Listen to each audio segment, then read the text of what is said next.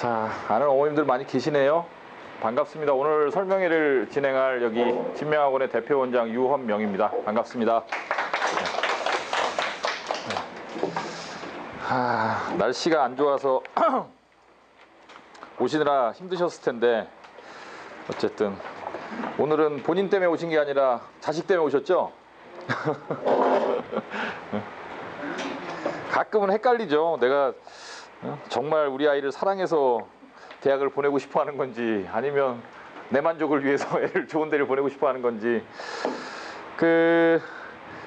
저희 학원 지금 안 다니고 있는 학생 어머님 한번 손 한번 들어보시겠어요? 몇 분 되시네요. 네, 저희는 설명회를 해도 이제 주로 재원생 어머님들이 많이 오시고 학원에 이 강의실이 이제 가장 큰 강의실인 관계로 이렇게 나눠서 해요. 학년을 나눠서 하는데 어제가 제일 많았더라고요. 어저께 가장 많은 어머님들이 오셨는데 어저께 3학년이었거든요. 제가 어저께 설명회 시작하기 전에 아이고 이제 급하니까 다 오시네요 막 이러고 농담을 하고 그랬는데 대학을 가는데 제일 중요한 거는 오늘 제가 4시 15분에 고1 설명회, 학생 설명회, 그 다음에 5시 5분에 고2 학생 설명회, 설명회를 하면서 이제 아이들한테 얘기를 했는데 대학을 가는데 가장 중요한 건 뭐라고 생각하니? 라고 애들한테 물어봤더니 어떤 아이가 공부 열심히 하는 거요, 공부 잘하는 거요, 내신이요, 뭐 여러 가지 이야기를 하던데 대입에서 제일 중요한 건 원서를 쓰는 겁니다. 이게 왜 제일 중요하냐 하면 아무리 공부를 잘해도요 원서를 안 쓰면 안 뽑아줘요. 그죠? 네, 어떤 학생인지를 모르니까. 그러니까 내가 어떤 학생이라는 것을 대학에 어필을 하고 칼자루가 대학에 있기 때문에 대학에서 우리 대학이 학생들을 어떻게 뽑겠다라고 미리 발표를 해주면 학생이 그거에 맞게 내가 어떤 학생이다라는 것을 어필하는 원서를 써야 그 대학에 갈 수 있는 거죠. 그렇죠? 너무 당연한 얘기입니다. 너무 당연한 얘기인데 이게 지금 전형이 간소화돼서 많이 줄었다고는 하지만 사실 전문가가 아닌 일반 학생이나 학부모님들이 대학에서 발표한 홈페이지에 있는 각 대학의 전형 요강을 보고 이 대학은 어떻게 뽑는구나 이거를 바로 알기란 그리 만만한 일이 아니죠. 맞죠? 네, 쉽지 않습니다. 그러다 보니까 저희가 이제 학생을 만나면 제일 먼저 하는 게 상담을 이제 계속 진행을 하면서 이 학생이 대학 갈 때 어떤 전형으로 원서를 쓸까를 머릿속에 계속 그리는 거거든요. 계속 그려서 마지막에 이 아이가 뭘 얻게 되냐 하면 부모님들 갖고 계신 자료집에 142페이지에 있습니다. 142페이지에 보시면 제목이 컨설팅 리포트라고 되어 있는데 찾으셨나요? 네. 그러니까 우리 아이들이 저희 학원을 갖다가 이제 잘 다니고 정상적으로 3학년까지 다닌 학생들이 마지막에 받게 되는 리포트가 이건데 페이지가 표지까지 하나, 둘, 셋, 넷, 5, 6, 7, 8, 9페이지 이렇게 돼 있죠. 이 요약된 이 9페이지짜리 리포트를 마지막에 받으면 이대로 이제 원서를 넣으면 거의 붙죠. 왜냐하면 리포트를 만들 때는 그냥 단순한 예상치나 이렇게 쓰면 좋겠다 이런 식으로 해서 리포트를 만드는 건 절대로 아니고 리포트를 만드는 데 가장 중요한 건 분석이거든요. 그죠? 붙이려면 분석을 해야 되니까 분석이 가장 중요한데 이 리포트에 보시면 처음에 전형 요소 분석이라고 되어 있습니다. 그래서 전형이라는 얘기는 쉬운 말로 뽑는다는 뜻이에요. 학생을 선발한다 이런 뜻이고 학생을 뽑는데 이제 뭘 볼 거냐 그게 이제 요소인 거죠. 그렇죠? 전형 요소가 있습니다. 처음에 이 학생은 첫 전형 요소가 이제 학생부 교과부터 분석이 되어 있네요. 교과. 다른 말로 내신이죠. 그 다음에 그 밑에 뭐가 되어 있냐면 수능 모의고사가 되어 있죠. 수능 모의고사가 되어 있고 오른쪽 페이지에 보시면 비교과 이렇게 해서 교내, 교외 이렇게 나눠져 있고 그 밑에 보면 대학별 고사 이렇게 해서 크게 교과, 비교과, 그 다음에 수능, 그 다음에 대학별 고사 이렇게 이제 4가지 전형 요소를 보고 학생을 선발하는 거예요. 그래서 원서를 쓴다라는 거는 자 처음에 이제 가장 중요한 게 대학 가려면 원서 쓰는 거다라고 말씀드렸는데 원서를 쓴다라는 것은 여기에 써 있는 4가지 전형 요소를 어떻게 조합해서 대학에 나를 어필하는 게 가장 강력할 것이냐를 정하는 거죠. 그래서 대학이 학생을 선발하는 방식은 학생부 교과 전형이라는 전형이 있고, 그 다음에 학생부 종합이라는 전형이 있고, 그 다음에 특기라는 전형이 있고, 특기자 전형이라는 전형이 있고, 그 다음에 일반 전형은 이제 보통 논술 전형이라고 말들을 하는데, 이런 전형이 있고, 그 다음에 이제 수능 전형, 수능 전형을 다른 말로 이제 정시라고 하죠. 그렇죠? 이걸 정시라고 합니다.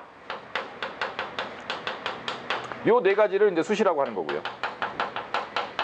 자, 왼쪽에 써 있는 게 전형 요소고 오른쪽에 써 있는 게 전형 방식이거든요. 그럼 이 오른쪽에 써 있는 5가지 학생을 뽑는 방식마다 왼쪽에 있는 4개의 전형 요소를 조합하는 방식이 다른 거예요. 무슨 말인지 아시겠죠? 이런 건데, 자, 일단 학생부 교과 전형은 여기서 뭘 보겠어요? 당연히 교과를 보겠죠. 그렇죠? 교과를 볼 겁니다. 이걸 제일 많이 보겠죠. 요것만 보나요? 요것만 보진 않습니다. 요거에다가 뭘 보냐 하면 수능이라는 전형 요소를 최저 학력 기준이라는 이름으로 반영하죠. 그런데 최근에는 이렇게 최저 학력 기준을 반영하지 않는 대학들도 꽤 많아요. 꽤 많고, 그 다음에 학생부 교과하고 그러니까 내신하고 수능이라는 최저 학력 기준만 보고 뽑는 게 아니라 거의 모든 학교가 대학별 고사라는 걸 봅니다. 자, 대학별 고사라는 건 용어가 좀 생소하실 수 있는데, 일단 교과라는 전형 요소는 우리가 친숙합니다. 문제를 어디서 내죠? 고등학교에서 냅니다. 그렇죠? 각 고등학교 선생님들이 내시는 거고요. 누구를 대상으로 평가하죠? 그 고등학교에 다니고 있는 애들만 대상으로 평가를 하죠. 그 학교 선생님이 내서 그 학교 애들만 평가하는 거고. 그렇죠? 이제 수능이라는 건 어디서 내죠? 교육과정평가원이라고 하는 국가기관이 내죠. 누가 보죠, 시험 문제를? 전국에 있는 모든 수험생이 한나라시에 똑같은 시험을 봅니다. 맞죠? 그럼 대학별 고사는 누가 내죠? 각 대학이 냅니다. 그리고 누구를 대상으로 평가하죠? 그 대학에 지원한 애들만 데리고 평가하는, 이런 차이가 있는 거예요. 비교과는 이건 활동이니까, 이거는 각자 알아서 하는 거죠, 학생들이. 그렇죠? 이건 누가 해주는 게 아니죠. 본인이 하는 거예요, 본인이. 뭐 대회도 나가고, 뭐 봉사단체도 찾아다니고, 동아리도 가입을 하고, 아니면 동아리 직접 만들고, 무슨 보고서도 쓰고, 각자 알아서 하는 겁니다. 이런 전형 요소 조합시키는 건데, 학생부 교과 전형이라는 건 여기에 있는 거에서 내신과 그 다음에 수능을 조건으로, 그 다음에 마지막에 오는 면접을 최종 관문으로 해서 선발하는 시험을 학생부 교과, 그렇게 뽑는 전형을 학생부 교과 전형이라고 부르는 겁니다. 무슨 말인지 아시겠죠? 자, 종합전형은 뭐냐 하면, 종합전형이라 그러면은 되게 말 자체가, 이게 종합이라는 말 자체가 저희한테 주는 느낌이 뭉뚱그려 있어서 잘 이해가 안 가지만, 종합전형에서 제일 중요한 건 여전히 내신이에요, 사실.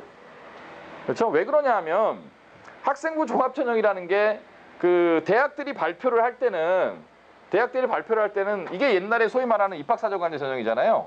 대학들이 발표를 할 때는 뭐 우리 대학의 취지에 걸맞는 미래 인재로 성장할 수 있는 어떤 아이를 뭘 보고 뽑겠다라고 말을 하지만, 실제로 학생부 종합전형에 지원을 하기 위해서 학생부를 제출하고 자기소개서를 내는데, 전국에 있는 수많은 고등학교 아이들이 자기소개서에다 다 뭐라고 쓰겠어요? 제가 부족한 놈이라고 쓰겠습니까? 내가 뭘 잘한다고 다 쓰죠. 그 다음에 학생부를 써주는 학교의 담임 선생님들이 얘는 참 이런 면이 부족해, 이런 면이, 이렇게 안 써주죠. 대부분의 선생님들은 다 얘는 이거 훌륭하다, 훌륭하다, 여기에서 뛰어난 능력을 발휘했다, 뭐 이런 걸 보니까 크게 될 놈이다, 뭐 이렇게 써서 주는 거예요. 그래서 제가 대학에 계시는 소위 입학 업무를 하시는 입학처장님들이나 아니면 입사관들, 과거에 이런 분들이랑 대화를 나눠보면 진짜 이거 어떻게 뽑으세요? 그리고 그분들도 굉장히 어려워하세요. 그리고 제가 명지대 입학처장님하고 얼마 전에 이제 한번 자리를 같이 할 기회가 있었는데, 그분이 저한테 거꾸로 문제를 내시더라고요. 위원장, 학생부 종합전형 어떻게 생각해? 그래갖고요. 저는 개인적으로 학생부 종합전형에 6장 원서를, 수시 원서를 6장 쓰잖아요. 6장의 원서를 학생부 종합전형으로 다 내는 건 굉장히 위험하다고 생각합니다. 왜냐하면 기록만 보고 뽑는 거기 때문에 얘가 실제로 가서 다 붙을 수도 있지만 다 떨어질 수도 있는 거잖아요. 왜냐하면 숫자를 갖다 계량할 수가 없기 때문에 6장으로 다니는 게 굉장히 부담스럽습니다. 원서 쓰는 사람 입장에서. 이렇게 말씀드렸더니 교수님이 하신다는 얘기가, 우리도 애들을 뽑으면서도 우리가 어떤 애인지를 모르고 뽑는 것 같아. 그 말에 이제 함축하고 있는 게 뭐냐 하면, 종합전형이라는 데 들어가는 학생부의 기록이나 자기소개서라는 걸 보고 서류에 써있는 글을 보고 이 아이가 어떤 아이라는 것을 판단해내기는 정말 쉽지 않다라는 얘기죠. 다 비슷비슷하니까. 그러다 보니 여기에 있는 학생부 종합전형에서 반영되는 비교과, 점수 말고 내신이라는 거는 기본적으로 뭘 보여주는 거예요? 이 아이가 그래도 학교 생활은 열심히 했다. 적어도 내신이 좋은 학생은 뭐 하나는 담보가 되는 거냐면 성실을 하구나. 그렇죠? 예. 그래서 이제 종합전형도 내신을 안 볼 수가 없는 겁니다. 당연히 많이 보죠. 이건 숫자로 계량화돼 있으니까. 비교과도 보고. 종합전형은 거의 대부분 수능이 없습니다. 최저 기준이 거의 없어요. 있는 대학이 별로 없고요. 거꾸로. 교과전형은 수능을 최저학력 기준으로 반영하는 게 예외적으로 없는 대학이 있는 거고, 그 다음에 이제 종합전형은 수능을 최저학력 기준으로 보는 전형이 거의 없는 거예요. 수능이 안 들어가는 전형이다라고 생각하시면 되고요. 대신 이제 대학별고사는 당연히 보죠. 대학별고사는 당연히 봅니다. 그 다음에 이제 특기자 전형인데, 특기자 전형이라는 것은 말 또 어렵죠, 굉장히. 근데 이제 사실 문과 특기자는 그냥 어학이다라고 생각하시면 됩니다. 어학. 영어 잘하는 애 아니면 그 뭐 특이한 뭐 독일어를 잘한다라든가 아니면 뭐 일본어를 잘한다, 중국어를 잘한다라든가 이런 특이한 어학 특기가 있는 아이들. 근데 이제 이게 대부분 부모님들이 언론을 통해서 보셨겠지만 소위 어학 점수를 입증할 수 있는 가장 좋은 자료는 뭐예요? 공인 점수죠. 그죠? 탭스, 토플. 근데 이런 걸 반영하지 못하게 했죠. 그렇죠? 그러니까 대학에서는 토플이나 탭스를 보고 뽑으면 되게 편한데 물론 1단계죠. 1단계에서 그걸 갖고 걸르면 참 좋은데 그걸 반영하지 못하게 하니까 그 대학이 이제 이 아이가 어학특기자인가 그렇지 않은가를 선발하는 기준으로 보통은 영어 에세이나 영어 면접을 많이 사용하죠. 그렇죠? 영어 에세이나 영어 면접을. 저희 학원에도 지금 이 영어 에세이, 영어 면접을 준비하는 애들이 저 옆교실에서 지금 수업 중입니다. 외국인들이랑 같이 디베이트 하는 거예요. 에세이 같이 쓰고 토론하면서 영어 면접을 갖다가 실제로 연습하는 지금 고3 아이들이죠. 마지막 그 원서 내기 전에 지금 이미 시작해서 준비를 하고 있는데 문과는 그런 거고요. 이과는 특기가 뭐겠어요? 뭐 많이 설명할 때마다 말씀드렸지만은 수학과학입니다. 수학과학. 이과 특기자는. 근데 그냥 수학과학을 잘한다. 내가 학교에서 수학과학을 1등급 받았다. 아니면 뭐 그 학교에서 하는 뭐 교내 뭐 수학경시대회나 뭐 물리경시대에서 상금 받았다. 이 정도 되는 애들은 전국에 너무 많아요. 그렇죠? 너무 많습니다. 학교가 고등학교가 1,500개예요. 그럼 1,500개에서 뭐 상이 한 학교당 뭐 한 10개 정도의 상이 있다 그러면은 15,000장의 상이 있는 거예요. 그걸 얘가 받고 제가 받고 막 하다 보면은 몇 명 뽑지도 않는데 교내에서 상 받았다는 거 정도 갖고는 사실은 특기자 전형에 나 수학 특기자다, 과학 특기자다라고 말하기가 쉽지가 않은 거죠. 특히 이과는 문과의 어학 특기자는 좀 중상위권 대학, 중위권 대학까지도 꽤 많이 뽑는 반면에 이과의 수학과학 특기자는 최상위권 대학밖에 없습니다. 서, 연, 고, 서, 성, 한, 끝. 거기까지예요. 거기까지만 이제 특기자 전형이 있거든요. 그래서 수학과학은 이제 전국적인 뭔가가 있어야 돼요. 전국 단위에서 뭔가가 있어야 내가 수학 특기자다, 과학 특기자다 이렇게 주장할 수 있는 거죠. 가장 대표적인 게 올림피아드죠. 그죠? 올림피아드는 아까 말씀드린 대로 학교 내에서 애들끼리 경쟁한 것도 아니고, 그죠? 그냥 일반적인 평이한 문제를 갖고 시험 본 것도 아니고, 대학교 들어오기 전에 전국에 있는 고등학교 아이들이 모여서 특정 분야에 대해서 정말 누가 최고수인지를 가린 시험이잖아요. 이제 거기에서 상을 받았다라는 것은 이 아이가 특기자다라는 걸 보여주는 아주 강력한 자료가 되겠죠. 근데 이것도 부모님도 알고 계시겠지만 언론상에서 그 올림피아드 실적은 수상 실적은 기재할 수 없다라고 이렇게 돼 있죠. 근데 이건 사실하고는 좀 다른 게 지금 이제 올림피아드는 시상을 하지 않아요. 상을 주지 않고 올림피아드 1단계, 2단계, 3단계 시험을 통과하게 되면 활동을 합니다. 그 활동의 이름이 캠프죠. 그러니까 소위 뭐 여름학교, 겨울학교 이런 이름으로 가거든요. 그래서 이제 상을 받았다는 기록으로 이렇게 학생부에 기재하는 게 아니라 내가 주요 활동을 하는 거예요. 진로 체험 활동. 내가 내 진로와 관련해서 과학과 관련된 뭐 활동을 하기 위해서 겨울학교에 입소해서 이렇게 쓰는 거죠. 겨울학교에서 이러이러한 활동을 했다라고 기재하면 이 아이가 이제 과학특기자인 걸 다 알고 인정해 주는 거죠.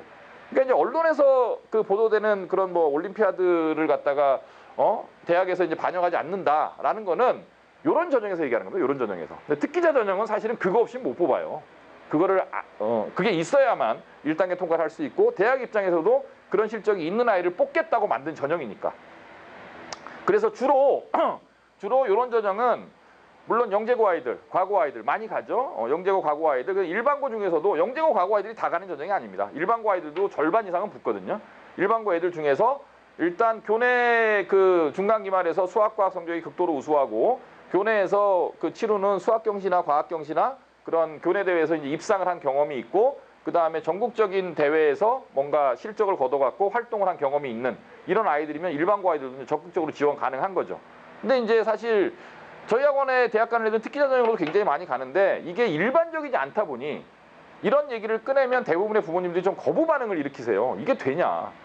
그리고 사실 제일 어려운 건 학교하고의 문제입니다. 이게 무슨 뜻이냐 하면 그 이 근처에 있는 관악동작에 있는 고등학교들은 특기자 전형으로 아이들을 대학에 보내본 경험이 별로 없다라는 거예요. 그러니까 이런 전형이 되겠냐. 이거 준비한다 그러면 야 그거는 뭐 이렇게 특별한 애들만 하는 거지 니네가 되겠냐. 이렇게 얘기들을 하시는 학교 선생님들도 굉장히 많이 계신데 사실 저희 학원 애들은 이걸로 많이 갑니다. 그리고 준비할 만한 가치가 있죠. 모든 아이들이 할 수 있는 건 아니지만.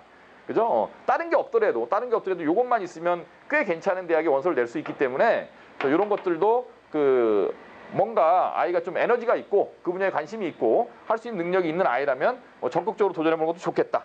어쨌든 특기자 전형도 아까 제가 말씀드린 뭐도 들어간다. 수학과학 내신 들어가죠 당연히. 그렇죠? 어학 특기자라면 당연히 영어 내신 좋아야죠. 당연한 겁니다. 그 다음에 이제 비교과는 절대적이죠. 그죠? 절대적입니다. 비교과. 이건 아까 제가 말씀드린 외부의 어떤 활동이 없이는 통과되기 굉장히 어려운 전형이기 때문에 비교과의 영향력은 절대적이고요. 그 다음에 이제 대학별고사 굉장히 중요하죠. 그렇죠? 특히 마지막에 심층 면접이라고 하는 어려운 시험을 보는데 이과는 수학과학을 물어보고요. 영어는 영어 면접을 하니까 이 대학별고사잖아요. 각 대학이 출제하는 대학별고사 굉장히 중요한 전형. 아시겠죠? 자, 그 다음에 이제 논술 전형인데 논술 전형은 요거에 비해서 많이 심플합니다. 논술 전형은 내신이 들어간다고 돼 있어요. 내신이 들어간다고 돼 있는데 그 자료집에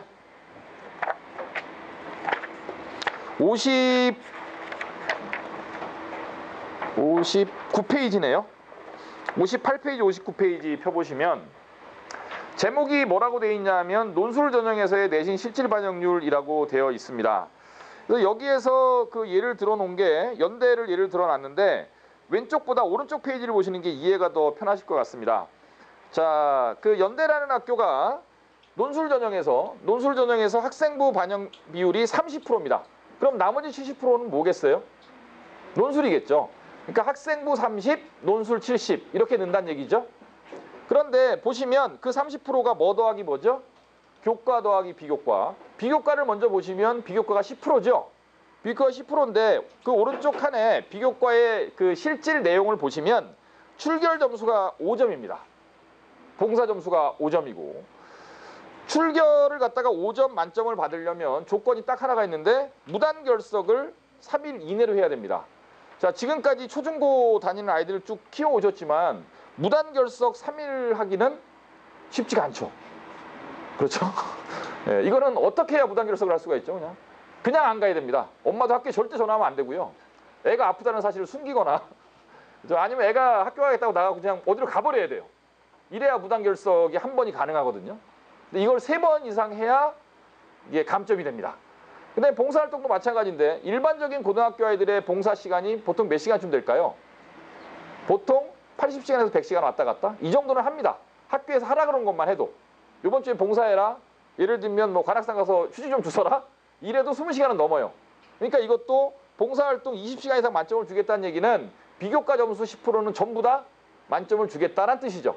정말 이상한 애가 아니면, 막 나가는 애가 아니면, 학교 안 가는 애, 이런 애가 아니면 다 주겠다. 그 다음에 이제 나머지 20%가 교과인데 교과 만점이 20점이라고 감안을 했을 때 전체 1등급을 다 맞으면 20점이고요. 전체 2등급을 다 맞으면 몇 점입니까? 19.8. 전체 3등급을 다 맞으면 19.6. 연대 정도에 지원하는 애가 전체 5등급 맞기도 만만치 않죠. 평균 5등급 맞는 거 쉬운 게 아니에요. 평균 1등급도 어렵지만 평균 5등급도 어렵습니다. 이거 굉장히 어려운 거예요. 어렵습니다, 실제로. 그러다 보니 그 5등급을 맞아도 19점이고 올 1등급과 올 5등급의 차이가 0.8입니다. 이건 반영하는 거예요, 안 하는 거예요? 안 하는 거죠. 그렇죠? 그러니까 연대만 그런가요? 다른 데가 다 똑같습니다. 밑으로 내려보시면. 그래서 우리가 사실 숫자에 속는 경우가 굉장히 많은데 숫자에 속으면 안 되는 그 제가 아까 올림피아드 말씀도 드리면서 언론에서는 마치 그 올림피아드 이런 실적들이 전혀 그 대학 입시에 반영이 안 되는 것처럼 얘기를 하지만 실제로 특기자 전형에서는 반영을 하고 있다라는 말씀 드렸고 그 다음에 뭐 그 신문에 최근에 많이 나오는 게 학생부 전형의 비중이 높아졌고 내신 비중이 높아졌고 이런 기사가 많이 나오거든요. 근데 사실은 전형마다 다 다른 거고요. 학생부 전형이 높아졌다. 교과 전형, 학생부 교과 전형이나 학생부 종합 전형이 높아진 건 맞아요. 뭘 그 모집단으로 조사를 해보면 그렇게 나오냐 하면 전국에 있는 190개 대학을 다 조사해보면 교과 전형의 그 비중과 종합 전형의 그 비중이 학생을 뽑는 비율이 많이 높아진 건 사실입니다. 190개 대학을 다 놓고 보면. 근데 어머님들 대학 이름 190개 아세요? 모르시죠? 저도 모릅니다, 사실은. 맨날 대학 입시를 하고 있는 저도 모르는데 보통 여기 계신 부모님들이 대학 이름을 한번 대봐라 그러면 몇 개쯤까지 셀 수 있을까요? 머릿속으로. 입으로 얘기하면 창피하니까 머릿속으로 하시면 뭐 서울대, 연대, 고대 막 갈 거예요. 막 가다가 뭐 중대, 경희대, 외대, 시립대 가다가 또 없나? 2호선 라인 한번 생각. 건국대도 있다. 그죠? 이사간 단국대도 있네. 홍익대도 있네. 그죠? 2호선 갖고 안 되면 4호선 갖고 숙대도 있네. 그죠? 성신여대도 있네. 그렇죠? 지방에 혹시 없나? 뭐 고향이 다 있으시니까 경북대도 있지. 그렇죠? 고향이 경상도신 분들은 부산대도 있지. 이렇게 아무리 세도 50개 이상 세는 건 불가능합니다. 그렇죠? 검색하지 않고 그냥 A4지에다가 대학 이름을 쓰라 그랬을 때 50개 이상 쓰는 부모님은 대단한 부모님이에요. 그런 부모님은 안 계신다는 전제하에 190개 대학을 우리가 목표로 하지 않죠. 그죠? 대학 이름을 50개 안다고 하더라도 50개 대학을 다 우리 애가 갈 수 있는 대학이라고 생각하지는 않죠. 가든 못 가든 마음속의 지향점은 20위권 아니죠. 그죠? 고3까지 해서 어떤 결론이 나든 간에 사실 우리 마음속에 있는 거는 그게 아니잖아요. 그렇죠? 20위권 안에 있는 대학이에요. 그래서 그 언론에서 학생부 전형의 그 비중이 높아졌다라는 결론은 제가 아까 말씀드린 것처럼 지방에 있는 모든 대학을 다 합쳤을 때 얘기고 우리한테 필요한 통계 자료는 뭐냐 하면 20개, 30개 대학만 딱 뽑았을 때 통계 자료죠. 그렇죠? 20개, 30개, 22, 32까지의 대학을 딱 뽑아놓고 보면 요 네 가지 전형 중에서 요 네 가지 그 전형 요소와 5가지 그 전형 방법 중에서 제일 많이 뽑는 게 이거예요. 학생부 전형이 아니라. 이걸 제일 많이 뽑습니다. 이거를 실제로 요 5가지 중에서 비율별로 따져보면은. 그래서 논술 전형이라는 거는 그 다시 말씀드리면 아까 보신 것처럼 내신 비중은 극히 나니까 이건 뭐 그냥 사실 반영한다고 보기도 어렵죠. 반영한다고 보기도 어렵고 대학별고사 논술이니까 이게 절대적이죠. 그죠? 대학별고사 절대적이고 그 옛날에 논술 전형이 불과 2, 3년 전까지 논술 전형이 굉장히 어려웠던 이유는 논술도 어렵지만 수능 최저 기준이 굉장히 높아요. 그렇죠? 수능 최저기 굉장히 높았는데 최근에 또 이렇게 벌어지고 있는 현상이 또 뭐냐 하면 그 이과를 볼까요? 이과를 보시면 50페이지입니다. 50페이지에 보시면 자연계열 논술 전형 개요라는 표가 있습니다. 그래서 연대, 고대, 서강대, 성대, 이대, 중대, 숙대, 경희대, 동대, 부산대, 홍대, 인하대, 아주대, 숭실대, 한양대, 에리카, 세종대, 가톨릭대, 서울여대, 한양대, 저 밑에 한양대가 있네요. 서울시립대, 건국대, 단국대, 항공대, 광운대. 여기 써있는 대학의 특징은 뭐냐 하면 여기다가 서울대 하나만 딱 쓰면 부모님들이 좋아하는 대학 다 있습니다. 맞죠? 네, 부모님들이 좋아하는 대학 여기 다 있습니다. 한번 마음속에 딱 생각하셔서 찾아보세요. 있나 없나. 여기 다 있습니다. 여기 다 있는데 아까 제가 말씀드린 대로 반영 비율에서 학생부 반영 비율은 의미가 없다라고 말씀드렸죠. 논술만 갖고 뽑는 건데 수능 최저 기준이 오른쪽에 상당히 높아요. 연대 같은 학교는 4개 합 7이고요. 4개 합 7이면 둘 하나예요. 그렇죠? 국영수 2등급에 과탐 1등급 이러면 충족이 되는 겁니다. 그 다음에 이제 고대 2개 2등급 이렇게 쭉쭉쭉 내려오다 밑에 쭉 내려오시면 서울시립대 수리논술 하나만 보고 뽑는데요. 서울시립대 찾으셨나요? 하나만 보고 뽑는데 학생부 50% 반영 비율은 의미가 없고요. 의미가 없거든요. 그 다음에 수리논술 반영 비율이 50%입니다. 그 다음에 주목할 만한 사실은 오른쪽에 최저가 없어요. 그럼 뭐만 갖고 뽑는 거예요? 수리논술 하나 갖고 뽑는 거죠. 그렇죠? 수리논술 하나 갖고 뽑습니다. 단국대 마찬가지, 건국대 마찬가지, 한양대 마찬가지 뭐만 갖고 뽑아요? 수리논술 딱 하나만 갖고 뽑습니다. 굉장히 매력적이죠. 그렇죠? 이 얘기는 무슨 얘기냐? 내신 안 좋아요. 다른 과목 못해요. 수능 안 나와요. 뭐 하나만 잘하면? 수리논술만 잘하면 갈 수 있다. 이런 뜻이죠. 근데 그 생각을 우리만 할까요? 많은 아이들이 하겠죠. 그렇죠? 그래서 최저가 많이 없어졌다라는 게 그 문과도 마찬가지입니다. 그 왼쪽 좀 몇 장 넘겨보시면 자 42페이지에 따로 정리를 해놨습니다. 42페이지에 보시면 뭐 수능 최저를 완화한 대학이다라고 돼 있어서 과거에 좀 그 최저 기준이 높았던 대학들이 조건을 좀 완화한 대학들도 써 있고요. 시립대, 건국대, 강운대, 카톨릭대, 서울여대가 전부 다 그 최저를 거의 폐기하거나 최저 기준을 없애거나 아니면 거의 형식적으로만 반영하거나 이런 대학들이 많이 생겼다는 거죠. 굉장히 희망적인 사실이면서 자, 근데 문제는 뭐냐 하면 이런 그 논술을 보는 그 대학들 중에서 최저를 반영하지 않는 대학들과 최저를 반영하는 대학을 딱 놓고 보면 어느 대학의 경쟁률이 더 세겠어요? 최저를 반영 안 하는 대학 경쟁률이 당연히 세겠죠. 만만하잖아요. 수능 못하더라도 한번 써다보자. 이렇게 되는 거죠. 그러다 보니까 사실은 논술을 준비하는 애들은 이 최저, 즉 수능까지 되어 있으면 그냥 논술만 잘하는 것보다는 훨씬 더 합격 가능성이 높겠죠. 그렇죠? 왜냐하면 하나 다 알고 오는 거니까. 그 논술 전형을 갖다가 이렇게 보면 저희 학원에 그 논술 전형으로 붙은 아이들 그 여기 어디 맨 뒷장에 147페이지 한번 보겠습니다. 맨 뒷장에 거기 보시면 이제 요번에 대학 간 애들이죠. 요번에 대학 간 애들 보시면 제가 이제 물어봤어요. 시험 본 다음에 아이들 뭐 올해도 계속 만나고 있으니까 애들 저희 학원에서 일도 하고 있고 조교 아이들이 저희 학원 졸업생들이 저희 학원에서 일을 많이 하잖아요. 어디 뭐 연대에 이제 그 혜원이라는 아이가 있습니다. 홍혜원 동작고등학교 나온 아이인데 논술 전형으로 연대 국문학과를 붙었죠. 지금 송도에 있는데 방학해서 지금 왔죠. 그런데 이 아이한테 물어봤어요. 너 논술 잘 썼냐? 문제 뭐 나왔대? 그랬더니 솔직한 얘기로 평상시보다 못 썼어요. 라고 얘기를 했습니다. 그런데 그 다음에 고대에 이제 현우라는 아이가 있죠. 얘는 고대 경제학과 갔습니다. 논술 전형으로. 얘한테도 물어봤어요. 너 논술 잘 썼냐? 했더니 평상시보다 훨씬 못 썼어요. 한 문제는 거의 그리고 나왔어요. 근데 어떻게 붙었을까? 굉장히 궁금하죠. 작년에 이제 봤더니 자, 제가 지금 드린 말씀 아이들이 평상시보다 논술 답안을 그렇게 잘 쓰지 못했는데 그죠? 그런데도 어떻게 이제 여기 붙었을까를 생각을 해봤더니 두 가지 그 변수가 있는 것 같아요. 첫 번째, 대학들이 최저를 없애는 이유하고 비슷합니다. 요새 수능이 어떻게 나오죠? 무진장 쉽게 나옵니다. 뭐 그 성적이 잘 안 나오는 부모님들이야 좀 먼 나라 얘기 같겠지만 성적이 꽤 좋은 아이들은 이게 더 고민이에요. 문제가 너무 쉬우니까 최저라는 게 문제가 그 수능 최저 학력 기준이라는 게 문제가 어려우면 어려울수록 자기 실력이 정확하게 나오거든요. 그러니까 문제가 쉬우니까 운에 의해서 작용을 굉장히 많이 하는 거예요.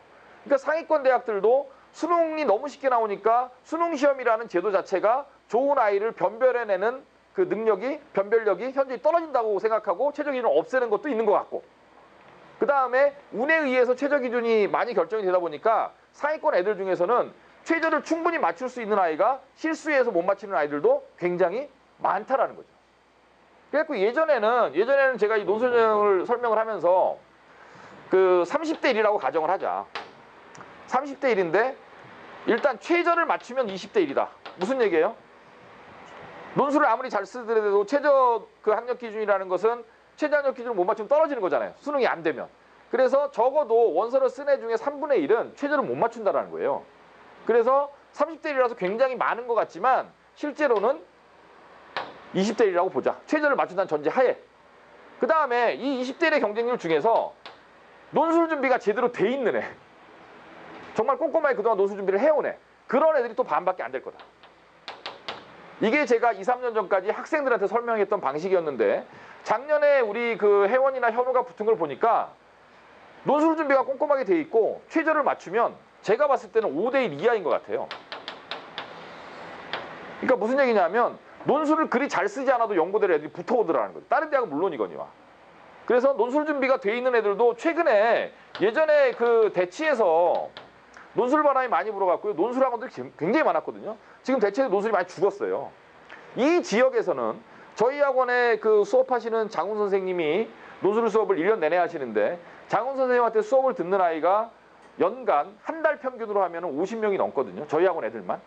1, 2, 3학년 합쳐서 50명이 넘는데 한테 여쭤봤더니 하나의 학원에서 논술을 매달 50명 이상이 수강하는 학원이 있나요? 라고 여쭤봤더니 그런 학원이 없답니다. 그러니까 무슨 얘기냐면 저희 학원 그 학부모님들은 중3 때 고1 때부터 제가 하도 문과 애들 논술 시키라 그러니까 저 원장 왜 이렇게 논술을 하라 그러지? 그러면서 반은 그냥 속는 듯, 그죠? 이게 거짓말인지 진짜인지도 모르면서 그냥 하라 그러니까, 워낙 강하게 얘기를 하니까 시키는 어머님들도 굉장히 많은데 다른 학원은 저처럼 이렇게 강하게 얘기 안 하거든요. 그리고 사실 강하게 얘기를 듣지도 않고, 어머님들이, 학생들도 그렇고. 근데 저는 굉장히 좀 다른 그 원장님들이나 상담하시는 분들에 비해서 세게 얘기하다 보니까 저희 학원 애들이 논술을 많이 해요. 일단 많이 한다는 얘기는 준비가 이제 꼼꼼히 돼 있다는 얘기죠. 준비가 꼼꼼하게 돼 있으니까 한 3년씩 논술을 하고 최저를 딱 맞추면은 5대1 정도의 경쟁률밖에 안 되니, 다른 준비를 6개월이나 1년밖에 안 한 애들에 비해서는 합격할 확률이 훨씬 더 높다라는 겁니다. 그래서 많이 붙는 것 같아요. 제가 받은 느낌은. 그래서 올해도 저희 아직 논술을 굉장히 많이 쓰는데, 올해까지도 아마 이런 결과가 나오면 제가 내년 설명회 할 때는 훨씬 더 확신에 찬 어조로, 이러면 무조건 붙는 것 같다.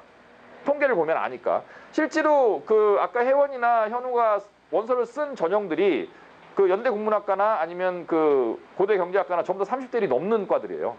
30대들이 넘는데, 물론 우리 애들이 잘하지만 얘네들이 그렇게 본인 말로는 평상시에 논술을, 그 얘네들이 거의 3년씩 한 애들이거든요. 평상시에 답안을 써내는 것보다 내가 못 썼다라고 생각을 하는데도 어떻게 붙어올까. 다른 애들은 더 못 썼다. 그 다음에 최저 맞추기가 만만치가 않다. 문제가 쉬워지면서. 뭐 이런 그 결론을 낼 수 있을 것 같습니다. 그래서 어쨌든 논술 전형이라는 것은 다른 건 다 필요 없고요. 비교과는 다 만점이니까. 수능 최저 학력 기준, 이것도 이제 없어지는 데가 아까 많다라는 말씀 드렸고, 그 다음에 논술 능력에 따라서 이제 결정되는 이런 거고요. 수능 전형이라는 게 있는데, 이거는 제가 설명회 할 때마다 말씀드리지만, 당연히 수능 전형의 전형 요소는 딱 하나입니다. 뭐죠? 수능이에요. 수능 100%. 수능 100% 전형이다라는 거죠. 100%. 아무것도 안 들어갑니다. 그래서 학생들한테도 농담 반 진담 반으로 얘기하는 게, 니네들이 원하는 대학을 가는 가장 확실한 방법은, 가장 단순하고 가장 확실한 방법은 수능을 다 맞는 거다. 뭐 다른 변수가 없잖아요. 뭐 교과가 1.1인데 1점인데 뭐 2.5인데 붙을까 말까, 떨 필요 없죠.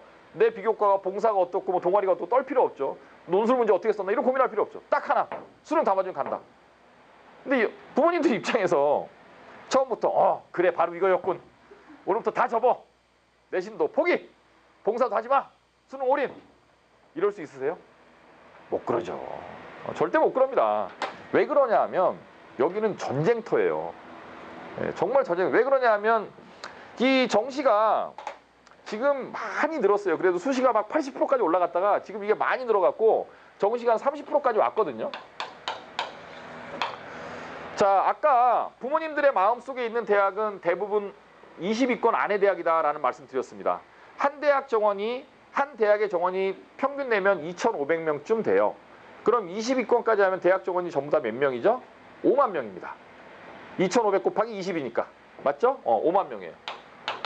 자, 이 5만 명 중에서 30%의 아이들이 정시로 선발을 되니까 정시로 15,000명 뽑습니다. 맞죠? 대략. 자, 한 해에 수험 보는 아이들이, 수능 시험 보는 아이들이 65만이에요. 그러니까 65만 명 중에서 15,000명을 수능으로 뽑는다, 이런 얘기예요. 그렇죠? 그런데 지금 여기서 우리가 좀 몇 정거장만 가면 서초역, 교대역 이렇게 나오거든요. 서초역, 교대역에는 뭐가 있죠? 법원이 있나요? 거기는 우리나라의 유수 재종반들이 다 모여 있습니다. 그렇죠? 서초, 매각, 강남, 대성, 이런 학원들이 있어요. 자, 강남대성이 지금 우리나라 재수조합반 학원 중에서 제일 유명한 학원이거든요. 강남대성 수강생이 몇 명인 줄 아세요? 대성학원의 수강생. 강남대성 아니고, 이거 옆에 뭐 저기도 있고 그 뭐예요, 마이맥도 있고 몇 개 대성학원이 나눠져 있으니까 대성학원의 수강생이 아마 10,000명일 겁니다. 무슨 말인지 아시겠죠? 근데 재수생들은 일단 정시지향일까요? 수시지향일까요? 일단 정시지향이에요. 그 다음에 제가 고3 애들한테도 말을 많이 하는데, 니네 한번 생각해봐라. 니네는 고3 1학기 동안 1학기, 2학기 하면서 중간고사 봐야지, 기말고사 봐야지. 냉정하게 얘기해서 학교에서 배우는 국어, 영어, 수학, 뭐 사탐 몇 과목 중에서 너희들이 정말 원해서 듣는 수업이 다냐? 절대 아니죠. 어떤 수업은 선생님이 너무 잘해주셔서 그 수업을 듣고는 싶지만, 어떤 수업은 듣기 싫은데 학교니까 안 들을 수가 없잖아요. 그런 쓸데없는 수업도 들어야 되고. 그죠? 그 다음에 비교과도 여전히 3학기 1학기 때까지 해야 됩니다. 학교 행사 있죠. 뭐 있죠. 그렇잖아요. 재수생들은 이런 거 하나도 없죠. 중간고사도 없고 기말고사도 없고 수행평가도 없고 듣기 싫은 수업은 안 들으면 되고 이미 고3 때 한 번 했던 공부를 1년 내내 수능 공부만 해요. 그런 애들하고 고3 애들하고 붙으면 사실은 재학생들이 이길 확률이 그닥 높지 않죠. 그러니까 재학생들의 입장에서는 정시 하나를 보고 입시를 준비한다는 것은 대단히 묘합니다. 맞죠? 그래서 재학생들한테 정시라는 것은 어떤 의미냐 하면, 물론 특이한 애들이 있어요. 특이한 애들. 제가 올해 그 저희 학원 아이들 중에 뭐 좀 범위를 넓히면 좀 몇 명 되겠지만은 적어도 한 명씩, 그러니까 이과에서 한 명, 문과에서 한 명은 정시로 서울대를 갈 수도 있겠다라고 생각하는 애들이 제가 있어요. 마음속으로. 누군지 뭐 실명은 제가 말씀 안 드리겠지만은 걔네 정말 정시 내년에 가면 제가 뭐 저희 학원 실적이 나오겠지만 그 아주 특이한 애들이에요. 이과인데 국어 영어도 잘하고 수학하고 당연히 잘하고, 근데 문과인데 골고루 다 잘해요. 골고루. 근데 그런 아이들 원서 쓸 때는 한번 고민을 합니다. 얘를 정시가 있다라고 한번 생각을 하고 쓸까? 그렇죠? 근데 그런 애들이 이제 어떤 문제가 있냐면, 그 논술이라는 게 10월, 여기는 없겠구나. 10월 3일부터 시작하거든요. 올해 고3 아이들의 논술 시험, 면접 시험이 10월 3일부터 출발입니다. 그러면 수능이 11월 12일이니까 10월 3일하고 11월 12일 사이에 한 열 몇 개 대학이 시험을 보거든요. 그 대학의 원서를 쓸 것이냐 말 것이냐를 결정하죠. 왜? 10월 3일에서 11월 12일 사이에 논술이나 면접을 봐서 합격을 해버리면 정시의 원서를 못 넣으니까 그 기간에 있는 대학을 원서를 쓸 것인가 말 것인가를 고민을 해야죠. 당연히. 그렇죠. 행복한 고민이죠. 남들은 안 해도 되는 고민인데, 정시가 없는 애들은 고민 안 해도 되죠. 그냥 마음 편하게 수시원서 쓰면 되지만 정시 가능성이 있는 아이들, 그래서 이거는 보너스 카드죠. 그러니까 이거를 갖다가 메인으로, 정시를 갖다가 메인으로 나는 다른 거 다 없으니까 정시만 그냥 공부할래, 이런 아이들은 사실은 극소수고 이게 옳은 방법도 아니에요. 왜? 여기에서 훨씬 더 많이 뽑고요. 70%나 뽑고, 여기에서는 30%밖에 안 뽑고, 그 다음에 여기는 재수생이라고 하는 막강한 예비군이 기다리고 있는데 왜 쉬운 전장을 놔두고 어려운 전장 가서 싸웁니까? 그럴 이유가 없죠. 그래서 그런 예외적인 아이들을 제외하고는 사실은 정시 하나만 바라보는 전형은, 그 지원 방식은 굉장히 위험하다. 그래서 수시 준비를 해야 된다. 그렇죠? 그래서 이제 논의는 제가 지금 어지럽게 써놨는데 봅시다. 학생부 교과 전형은 사실은 그 비교과만 빼놓고 다 들어가는 거고요. 학생부 종합 전형은 수능만 빼고 다 들어가는 거고, 특기자 전형은 수능만 빼고 다 들어가는 거고, 일반 전형은 2개만 들어가는 거고. 사실은 말이 교과 전형이고 말이 종합 전형이고 말이 특기자 전형이고 말이 논술 전형이지 한 가지 전형 요소만 보는 전형은 없다라는 겁니다. 무슨 말인지 아시겠죠? 그러니까 모든 그 전형 요소가 다, 모든 전형 방식이 다 이 네 가지 전형 요소를 뭘 더 많이 보고 조금 보느냐의 차이지 사실은 골고루 다 반영하고 있다라는 거예요. 다만 어떤 게 주냐만 다른 거죠. 아시겠죠? 어떤 게 주냐만 다른 겁니다. 그래서 이렇게 복잡한 그 전형을 갖다가 이렇게 위에 왼쪽에 4줄, 오른쪽에 딱 5줄만 써놓고 설명을 해도 벌써 머리가 아파요. 맞잖아요? 그래서 이걸 갖다가 어떻게 좀 단순하게 부모님들한테 설명할 수 있을까를 고민하다 보니까 이건 것 같아요. 대학은 도대체 이런 복잡한 과정을 통해서 어떤 애들을 뽑고 싶어 할까? 이렇게 자세하게 들여다보면 문과는 딱 한 가지 로직이에요. 뭐냐 하면 일단 학생을 뽑아요. 뽑는데 똑똑한 애들을 뽑고 싶어 하거든요. 문과는, 뭐 이과도 마찬가지지만은 문과는 이과는 약간 다른데, 문과는 똑똑한 애들을 뽑고 싶어 하는데 어떤 애가 똑똑한지 똑똑하지 않은지를 구별해내는 장치가 어머님들 아버님이랑 똑같아요. 문과는 말하고 글이에요.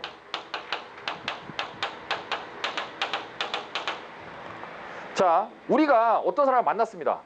똑똑하네. 아니면 똑똑한 것 같네. 잘은 모르겠지만. 자, 제가 학생들한테도 아까 설명할 때 그런 말을 했는데, 너희들이 어떤 사람을 만나서 그 사람이 똑똑하다라는 결론을 내릴 때 근거가 뭐냐? 어떤 애들이 대학이요 그러더라고요. 야, 어떤 대학 나왔는지 모른다는 전제하에 뭐 좋은 대학 나서 무조건 똑똑하냐? 아니, 좋은 대학 나서 다 똑똑한 건 아니에요. 자, 그 사람이 똑똑하다라는 결론을 네가 어떻게 내렸니? 말이죠, 말. 얼굴 보고 옷 보고 똑똑하다고 결론 내릴 수 없죠. 그렇죠? 패션이 화려하면 똑똑한가요? 그건 아니잖아요. 예. 눈빛이 날렵하면 똑똑한가요? 그건 아니죠. 어떤 사람이 똑똑하다라는 결론을 내리려면 말을 들어보는 겁니다. 말을. 부모님도 그렇게 판단하시잖아요. 말 들어보니까 저 사람 연설하는 거 보니까 참 똑똑하네. 그렇죠? 또 뭐죠?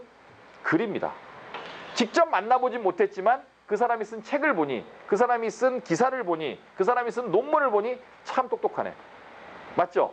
그래서 우리가 어떤 사람을 똑똑하다라는 걸 판별해내는 기준이 말과 글이니, 똑같이 대학도 똑똑한 문과생을 선발하기 위해서는 그 아이들한테 말을 시켜보고 그 아이들이 쓴 글을 보고 싶어 하는 거죠.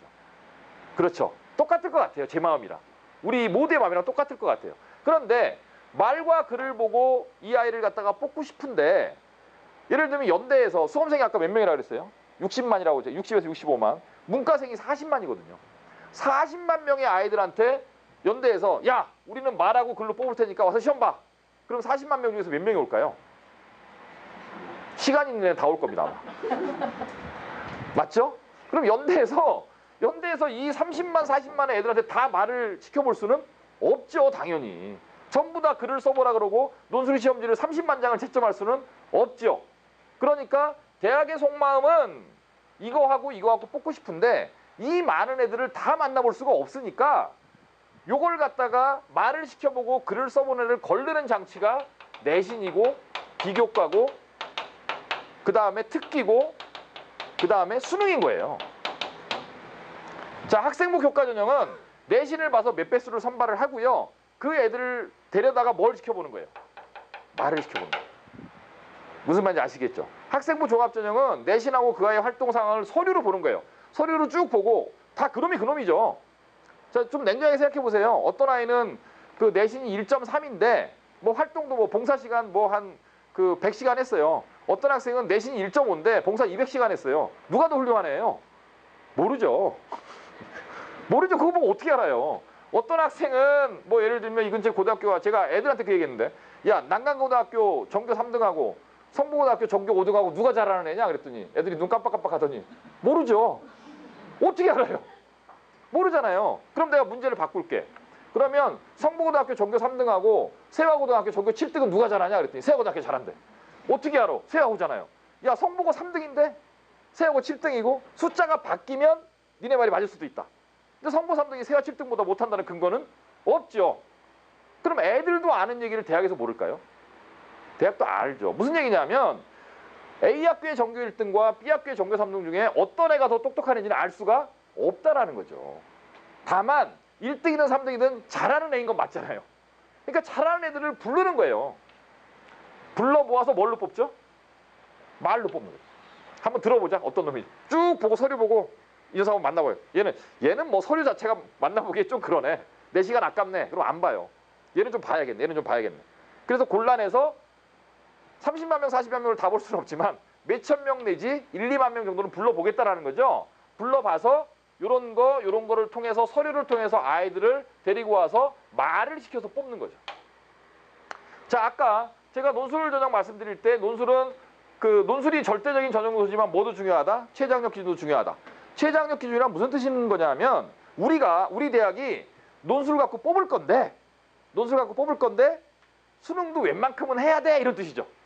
그 얘기는 거꾸로 하면 네가 와서 글을 써보고 싶겠지만 수능이 안 되면 오지 마. 네가 글을 아무리 잘 써도 안 뽑을 거니까. 무슨 말인지 아시겠죠? 글을 다 써보게 하고 싶은데 다 쓰게 할 수는 없으니까 수능이 웬만큼 되는 애들만 최저학력 기준이란 조건을 달고 와. 이해가세요? 그럼 좀 쉽죠? 왼쪽 설명보다 오른쪽 설명이 훨씬 더 쉽잖아요. 저 연구 많이 했어요. 쉽게 설명하려고. 이럴 때 박수 한번 딱 쳐주셔야. 연구 많이 한 겁니다, 이거. 그래서 이거 본 거예요. 도대체 어떻게 뽑는 거야, 얘네들은. 나는 도대체 애들을 어떻게 가르쳐야 얘네들 대학을 잘 보낼 수 있는 거야. 고민하다 보니까 결국 이거더라. 자, 여기서 문과 어머님들의 고민입니다. 무게중심을 왼쪽에 둬야 되느냐, 오른쪽에 둬야 되느냐. 저 같으면 오른쪽에 두겠습니다. 저 같으면.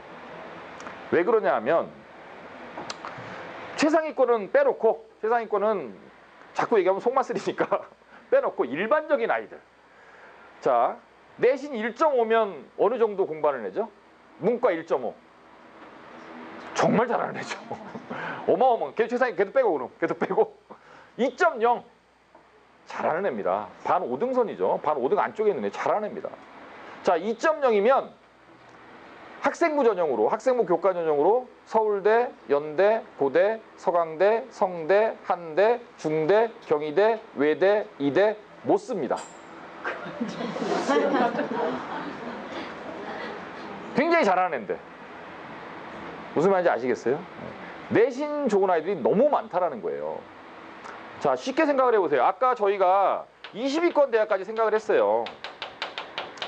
자, 20위권 대학까지 한 대학 정원이 2,500명, 문과 정원이 1,200명.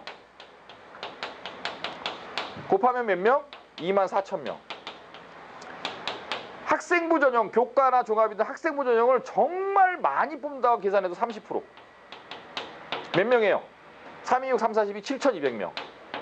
7,200명. 맞죠? 학생부 전형으로 뽑는 20위권 대학까지. 우리의 마음속에 있는 이상향의 대학. 예? 학생부 전형의 선발 그 인원 명수 7,200명. 자, 문과만 따진 겁니다. 문과만. 자, 전교 그 10등 잘하죠? 전교 10등이 문과에 전국에 몇 명 있습니까? 학교가 1,500개니까 15,000명. 전교 10등에도 10등만 모여도 경쟁률이 2대1이 넘어요. 그러니까 못 가는 거예요. 그러니까 2.0은 못 가요. 아까 제가 말씀드린 서영고, 서성한, 중경외시는 2대까지는 원서를 못 넣어요. 그럼 2.0이면 어디 근처에서 찾아봐야 되느냐? 숭실, 뭐 단국, 뭐 홍익대 좀 낮은 과, 뭐 이런 데서 찾아봐야 되는 거죠. 거기도 사실 쉽지 않아요. 거기도. 그런데 문제는 내신이 2.0인 아이는 가고 싶은 대학이 그런 대학이 아니라는 거예요. 왜? 다른 무기를 갖고 있으니까.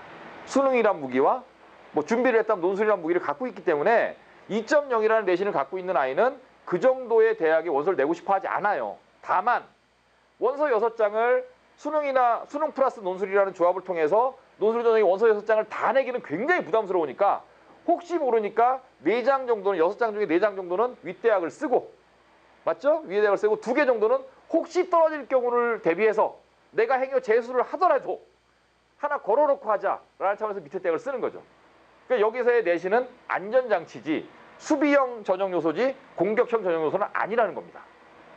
이해 가세요? 근데 내신 제가 지금 말씀드리고 있는 기준이 2.0도 맞기가 어렵다라는 거예요. 문제는. 그러니까 우리는 결단을 내려야 돼요. 대학을 안 가든가 제 말을 들으시든가. 근데 미련을 못 버리잖아요.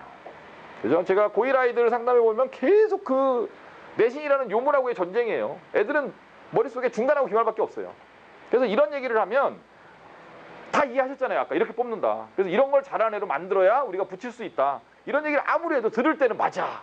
오늘 새로운 걸 알게 됐어. 집에 가서 성적표, 기말 성적표 쭉서 오잖아요. 오면은 열받아. 이리 와. 이렇게 되는 거죠. 그러니까 중간 기말이라는 요물을 얘를 갖다가 잘 이용하면은 쓸만한 무기로 활용할 수도 있지만 그거에만 올인을 하게 될 경우에는 발목을 잡을 수도 있다라는 얘기고 결국 이런 것들이 아무리 좋아도 이걸 못하면 뽑히기가 쉽지가 않다.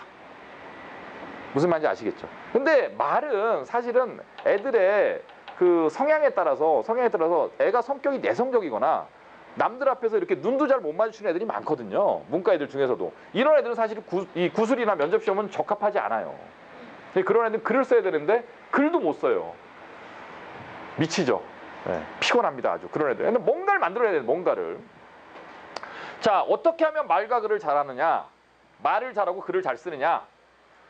자, 우리가 어떤 사람이 그 말을 잘한다라고 느낄 때는 일단 굉장히 논리가 정연해요. 그 다음에 구사하는 어휘나 사례로 드는 내용이 굉장히 풍부합니다. 역사에서도 오고, 그렇죠? 시사에서도 오고, 속담에서도 오고, 그렇죠? 그러니까 형식 면에서든 내용 면에서든 내용이 알차고 논리가 있고 설득적이어야지 이 사람이 말을 잘한다라고 인정을 하는 거죠. 그런 애로 키워야 되는 거죠. 그렇죠? 이게 이런 형식적인 면이든 내용 면이든 간에 이거를 길러주는 게 사실은 제일 좋은 게 책이에요. 책. 맞죠? 왜냐하면 잘 쓴 사람의 글을 계속 읽다 보면 자기도 모르게 글 잘 쓴 사람의 논리를 흉내내게 되거든요. 근데 책에는 수많은 배경 지식이 있잖아요. 굉장히 풍부한 어휘와 사례도 들 수 있는 너무 좋은 내용이 많이 있잖아요. 그래서 책을 많이 읽으면 제일 좋아요.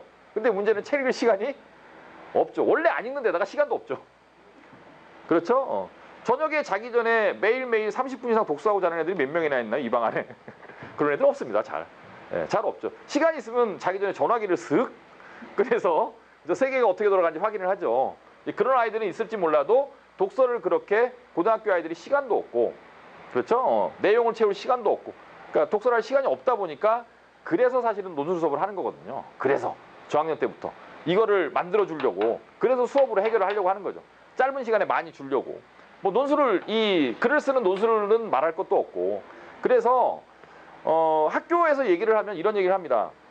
저 논술 한번 준비하겠습니다, 이런 얘기를 하면 선생님들이 너 내신도 안 좋은 애가 무슨 논술이야. 근데 지금 내신도 안 좋은데 무슨 논술이야 라는 말은 맞는 말이에요, 틀린 말이에요? 완전히 틀린 말이죠. 내신이 안 되니까 논술을 하지. 내신이 되면 교과서적으로 내면 되죠. 그렇죠? 아니 1.5 안쪽이면은 서울대 연구대는 모르더라도 적어도 제가 아까 말씀드린 중대 1회 정도 쓸 수 있는데, 그러면 그 밑으로 쓰면 붙잖아요, 어쨌든. 그죠? 20위권에 있는 대학 간단 말이에요. 그게 안 되니까 논술을 시키는 거지. 뭐 그게 되는데 왜 시킵니까? 안전하게 가려면 그렇게 가면 되지. 무슨 말인지 아시겠죠? 그런 거고. 그래서 지금 1, 2학년 단계에서 지금 내신을 갖고 제가 아까 말씀드린 그런 대학에 승부 보기가 쉽지 않다, 그런 분들은 아주 냉정하게 논술 전형을 준비하는 걸 준비하셔야 되고, 지금 저희 학원에 있는 아이들은 상당수가 이미 준비하고 있습니다. 1학년 아이들도. 근데 그런 어머님들은 정말 제 말을 잘 들어주시는 어머님들이고, 그렇죠? 그리고 그런 아이들은 성공 가능성이 굉장히 높죠. 아까 제가 학교 갈 때 어떤 애가 이렇게 붙었다라고, 못 썼는데도 붙었다 이렇게 말한 아이들이 다 그런 애들이거든요. 아까 혜원이라는 아이는요, 그 봉원중학교 나왔습니다. 봉원중학교 나오고 여기 우성 아파트 살아요. 고등학교 동작 나왔고, 중학교 때 공부를 잘했지만 굉장히 잘하는 애는 아니에요. 그냥 잘하는 애였죠. 중학교 2학년 때 처음 저희 학원에 왔고요. 중학교 때부터 제가 논술 시켰습니다. 근데 왜 제가 논술을 시켰냐 하면, 그 아이가 중학교 때 독서 동아리를 했는데, 독서 동아리 활동을 한 얘기를 들으니까 상당히 알차고요. 애가 그 글을 읽는 감각도 좋고 글을 쓰는 감각도 좋아요. 논술 전형으로 가자. 근데 걔가 중학교 성적이 꽤 괜찮은 애였거든요. 고등학교 때 공부 잘했어요. 동작에서 전교 문과에서 한 3등선이었던 걸로 기억납니다. 근데 연대는 못 쓰죠. 교과 전형으로 못 써요. 그러니까 걔가 연대를 쓸 수 있는 방법은 논술 전형 하나예요. 근데 그걸 믿은 거예요, 어머님이. 믿어서 그냥 송쌤 찍고 3년 동안 시킨 거죠. 시켜서 간 거죠. 무슨 말인지 이해 가시죠? 예. 그런 성공 사례를 보면 부모님들이 하여튼간 그런 말을 잘 믿어주시고 끝까지 이제 간 애들이 잘하더라. 문과 얘기였습니다. 이과는 제가 아까 이렇게 선을 딱 걷는데, 문과는 여기 오른쪽에 말과 글이라고 제가 썼거든요. 이과는 제가 뭐라고 쓸 것 같으세요? 수학과학이라고 씁니다. 이과는. 자, 이것도 이제 왜 그런가 봤더니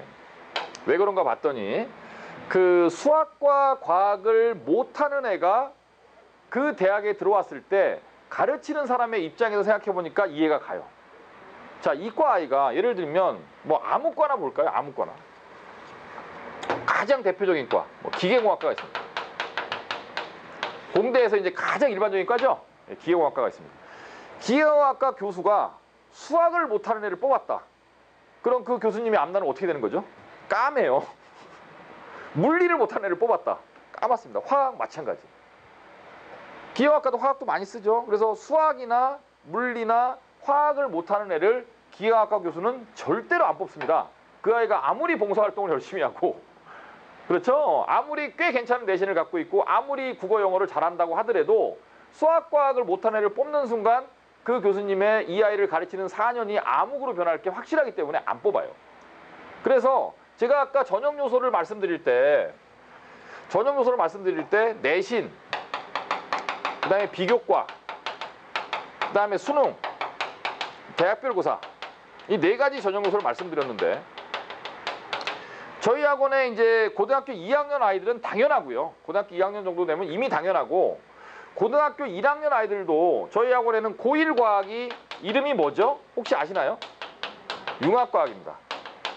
저희 학원에는 융합과학반이라는 반이 없어요. 이 수업은 언제 하죠? 시험 때만 합니다. 저희 학원 고1 아이들 중에서 이과를 갈 아이들은 이미 3분의 2 이상은 뭘 시작하고 있죠? 물화생지를 시작하고 있습니다. 과학을 시작하고 있죠. 그죠? 그리고 저희 학원 고1 아이들 중에서 공부를 상당히 꽤 웬만큼 하는 아이들은 지금 수학을 뭘 배우죠? 미적분을 배우고 있습니다. 미적분은 고1 거예요, 고2 거예요? 고2 겁니다. 왜 고1 때, 고2 때 배우는 물화생지를 미리 가르치고 미적분을 고1 때 왜 가르치느냐? 그 이유는 뭐냐 하면, 자, 일단 내신이라는 측면에서 찾아볼게요. 고1 내신. 국어, 영어, 수학, 과학 이렇게 있거든요. 단위수가 보통 이렇습니다. 국어사, 이게 3인 학교도 있고요. 국어사, 영어사, 수학사, 과학 3. 자, 고1 내신이 1학기, 2학기가 있어요. 1학기, 2학기. 고2 내신이 있습니다. 그 다음에 고3 내신이 있어요. 일단 내신이라는 측면에서 이과 아이들의 적용 요소를 따져보는 겁니다. 자, 고2 내신은 1학기, 2학기가 있는데 1학기, 2학기. 자, 어느 정도 입시를 아시는 부모님들이라면은 고1 내신은 몇 프로가 들어가죠? 보통 대학에서 20%. 고2 내신은 40%. 고3 내신 40%. 보통 이렇게 들어갑니다. 보통. 대부분의 대학이. 그러면 고1 내신이 20% 들어가니까 1학기 께 몇 프로? 10%. 요것도 10%. 그죠? 요거는 20%, 20%, 요거는 40%. 왜? 한 학기니까. 그러니까 내신 반영 비중이 고1 곱하기 2가 고2, 고2 곱하기 2가 고3이죠. 가면 갈수록 내신 비중이 높아진다는 얘기예요. 이거는 또 지금 요번 1학기 내신을 망친 고1 부모님들한테 굉장히 희망적인, 그렇죠? 10%밖에 안 했어요, 아직. 90%가 남아있어요. 아직은 희망이 있습니다. 그죠? 자, 그런데 고1 내신의 단위수는 이렇게 생겼는데 고2 내신은 무슨 일이 생기느냐? 국어 4, 영어 4, 수학 8, 과학 8입니다. 2학기 똑같죠? 고3 똑같아요. 그러니까 고1 때는 국어, 영어, 수학, 과학이 비슷비슷해서 뭐 국어, 영어를 잘하고 수학, 과학을 좀 못해도 이게 되지만 어떻게 합치면 되지만 고2 때는 수학, 과학이 88이고 국어, 영어가 44다 보니 자, 전체의 66.7%가 3분의 2가 수학, 과학으로 채워지는데 이 수학, 과학이 뭐죠? 미적분하고 물화생지예요. 그러니까 고1 내신을 갖다가 이거 지금 중간고사, 기말고사를 잘 보겠다고 계속 융합과학만 시키는 게 맞아요? 아니면 지금은 살짝 상처가 나더라도 2학년 때 8단위에 해당하는 수학과학을 선행시키는 게 맞아요? 당연히 이게 맞는 거죠. 그죠? 근데 문제는 여기서 가장 큰 문제는 뭐냐면 여기서 이리로 가기 전에 그만둬 버려요, 애가. 이게 문제예요, 이게. 그래서 입시학원을 운영하는 사람의 가장 큰 딜레마가 이겁니다. 제가 아까 말씀드린 처음에 저희가 학생을 딱 받으면 제일 먼저 하는 생각이 뭐라고 말씀드렸냐면 마지막에 보여드린 컨설팅 리포트를 만드는 거라 그랬잖아요. 이 리포트를 아이마다 정말 이 아이가 갈 수 있는 대학으로 6개 대학을 착착 채워서 원서를 써주는 게 꿈인데 그걸 위해서 3년, 중학교 2학년짜리가 오면 4년의 로드맵을 짜고 이 아이는 이런 전형으로 가야겠다라고 이제 생각을 하면서 쭉 간단 말이에요. 그래서 내신도 이렇게 되어 있으니까 자, 1학년 거에 너무 많은 시간을 투자하지 말고 그렇죠? 1학년 거를 진행하면서 2학년 것도 앞서서 특히 뭐는 수학이라는 과목과 과학이라는 과목은 이과 애들을 위해서 이거는 시간표에 많이 배정을 하고 이것도 공부를 시켜야 된다. 그래서 엄마들이랑 싸워가면서 엄마들이 대부분 그렇게 얘기하시거든요. 아니 무슨 1학년 애한테 물화생지를 시키냐고. 꾸역꾸역 시키죠. 꾸역꾸역. 그렇죠? 꾸역꾸역. 그렇게 시켜놓으면 지금 1학년 때 내신이 조금 상처가 나도 2학년, 3학년 때 워낙 많은 비중의 내신이 남아있기 때문에 내신도 앞으로 훨씬 더 희망적이라는 거죠. 맞죠? 자, 비교과. 제가 아까 비교과 여러 종류가 있다고 말씀드렸는데 이과 비교과는요 다 수학과학입니다. 동아리도 수학 동아리, 과학 동아리. 그렇죠? 그 다음에 그 수상 실적도 이과 아이가 뭐 합창대회 가서 상 받고 글 잘 써서 상 받고 큰 의미 없어요. 이과 아이가 받아야 되는 상은요 교내 물리 경시대회, 교내 수학 이런 걸 받아야 돼요. 근데 이것도 마찬가지. 경시대회를 언제 하느냐? 고2 5월에 합니다. 고2 5월에 물리 경시대회를 하는데 어떤 아이는 1학년 때 이미 물리원을 갖다 2바퀴 보고 왔고 어떤 아이는 2학년 올라가서 내신으로 처음 하는 애예요. 걔네들이 경시대회에서 붙었을 때 누가 이겨요? 이거는 말과 글로 싸우는 게 아니에요. 물리는 제가 아무리 뭐 똑똑한 척하고 막 그래도요. 저한테 물리 문제 풀으라면 못 풀죠. 왜? 저는 물리 공부한 지가 너무 오래됐으니까. 모르면 못 푸는 거예요. 모르면. 배운 애는 잘하는 거고 안 배운 애는 못하는 거거든요. 그러다 보니 비교과도 고2 때부터 고3 때까지 아이들이 가서 이제 상도 받아오고 활동도 해야 되고 하는데 그런 비교과들도 사실은 전부 다 수학과학 쪽에 치우쳐 있기 때문에 이과 애들은 그러니까 이제 수학과학을 많이 해놓은 애들이 무조건 유리하고요. 수능도 마찬가지입니다. 제가 아까 최저학력 기준이라 말씀드렸는데 좋은 대학교는 최저학력 기준을 요구할 때 문과는 국어, 영어, 수학, 사회 중에 2개 2등급 이내 이렇게 해요. 그렇죠? 이과는 두 개 2등급 이내하고 가로 안에 한마디 더 있죠. 뭐라고 써 있어요? 수학 또는 과학 포함. 이건 너무 당연하죠. 이과 애들의 수능 최저 학력 기준을 요구하는 대학에서 국어 영어 잘하는 애를 뽑지는 않을 거잖아요. 그렇죠? 수능도 수학과. 대학별 고사도 제가 아까 논술을 쭉 보여드렸지만은 이과는 위로 가면 무슨 논술 무슨 논술? 수리 논술, 과학 논술. 밑으로 가면 수리 논술. 그러니까 내신도 수학과, 비교과도 수학과, 수능도 수학과, 대학별 고사도 수학과. 그러니까 수학과학을 못하고 대학을 잘 갈 수 있는 방법은 존재하지 않는다라는 겁니다. 거꾸로 수학과학만 잘하면 갈 수 있는 방법이 여러 가지가 생긴다는 뜻이죠. 그렇죠? 국어 영어는 버릴까요? 어떻게 할까요? 할 수 있으면 하고. 애가 여유가 있어야지. 아니 수학과학만 시켜도 다 못하는데. 제가 아까 고등학교 2학년 아이들 학생 설명회하면서 그랬습니다. 저희가 현재 고2 아이들을 올해 지금 여기 고2 어머님들 꽤 계신데 재원생 부모님들 계신데 현재 고2 아이들이 말을 굉장히 안 들으는 애들이에요. 그러니까 왜 웃으세요? 말 안 듣는 어머님들 주로 웃으시는데 그러니까 어떤 식으로 말을 안 들었냐 하면 이거 쭉 들어. 그럼 전 이거 뺄래요. 그러다 몇 달 있다 또 들어와요. 그럼 반이 떨어져요. 걔 때문에 진도를 맞춰주기 위해서 별도의 조치를 취해야 돼요. 그렇죠? 별만 나가지 마. 나갔다 올래요. 나갈래요. 그랬다가 몇 달 있다 쪼로 들어와요. 다시 들어올래요. 이런 아이들. 이거 할래요. 연애도 몇 쌍이 나왔죠? 지금 고2가? 그렇죠? CC가. 제가 그렇게 찢어놓으려고 애를 써도 막 내보내고 별 쇼를 다고 야단치고 이럴 거면 대학 낮춰. 이럴 거면 나 네 원서 못 써. 네가 책임져. 난 몰라. 대학 낮춰. 커플 둘 중에 하나 나가. 실제로 나간 애들도 있고. 원장이 비인간적이라는 둥 이런 얘기를 해가면서 애들이. 근데 어쩔 수 없습니다. 아니 연애도 좋죠. 이 고등학교 때 풋풋한 마음 인정합니다. 인정하는데 아니 공부라는 게 어떤 애들이 공부를 잘하냐면요. 머리 좋은 애들이 잘하는 게 아니에요. 태도가 좋은 애들이 잘하거든요. 태도라는 건 방향성이에요. 오늘도 제가 그 얘기 했는데 무슨 얘기냐면 아침에 눈 딱 떠서 오늘 뭐 공부할까 생각하는 거예요. 오늘 뭐 공부해야지. 학교에 딱 도착하면 뭐부터 해야지. 그 다음에 점심시간에도 점심시간 끝나고 이제 5교시 6교시 끝나면 그 다음에 뭐 해야지. 학원 가야지. 오늘 수업 뭔데 체크해보고. 무슨 말인지 아시겠죠? 자기 전에도 누워서 그녀를 생각하는 게 아니라 오늘 내가 뭘 공부했지를 생각하면서 잠드는 거죠. 이게 방향성이거든요. 이게 태도고. 이런 애들이 공부를 잘하는 애들이에요. 그리고 이런 애들은 성적이 올라요. 당연히. 그런데 부모님들도 연애를 다 해보셨잖아요. 그러니까 자식 있으니까 오늘 여기 오신 거니까 연애한 거잖아요. 어쨌든. 애를 낳으려면 연애했을 테니까. 연애할 때 사람 마음이 어때요? 생각나죠. 챙겨주고 싶고. 챙겨주기 싫어도 챙겨줘야죠. 안 챙겨주면 화내니까. 그렇죠? 자기 전에 문자라도 한 통 보내줘야 되고. 이게 연애란 말이에요. 근데 마음이 절반은 딴 데가 있는 애가 무슨 공부를 해요. 그러니까 저는 속이 터지죠. 그런 애들도 많고. 현재 2학년 애들이 속을 정말 많이 세게 써요. 제 속을. 근데 문제는 저희 학원 올해 고3이 작년 애들도 저희가 대학을 잘 갔지만 올해 고3은 작년 고3보다 더 잘하거든요.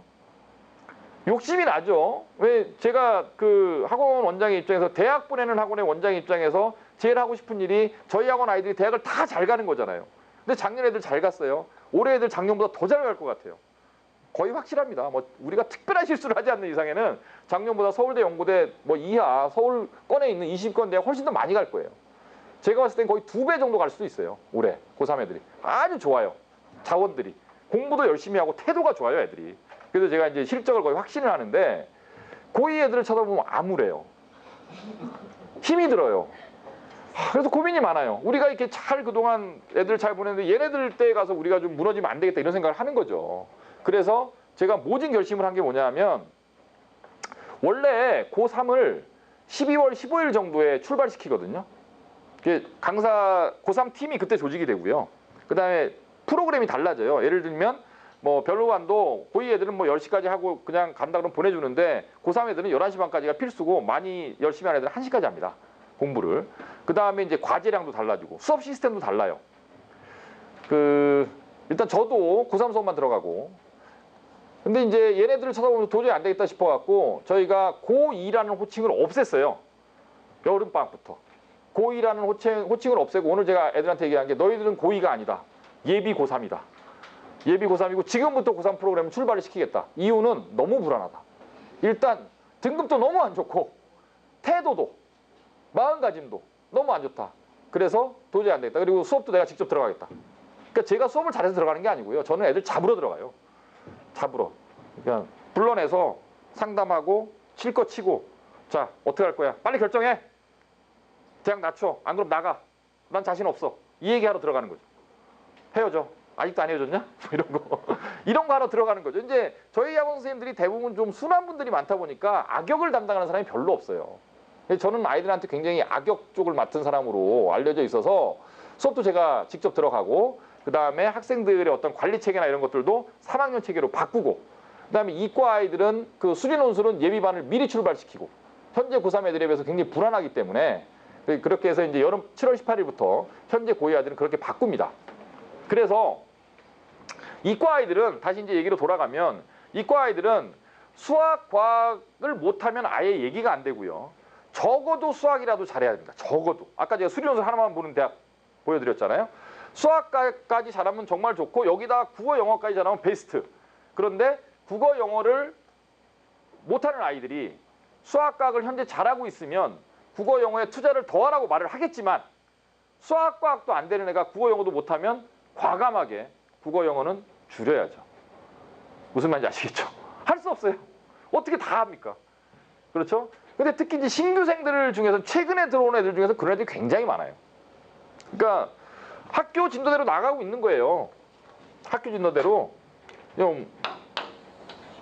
보통 학교들이 그 고1 1학기 수1, 수2 이게 이제 고1 과정이고요. 그다음에 미적 1, 미적 2 이게 고2 과정이고요.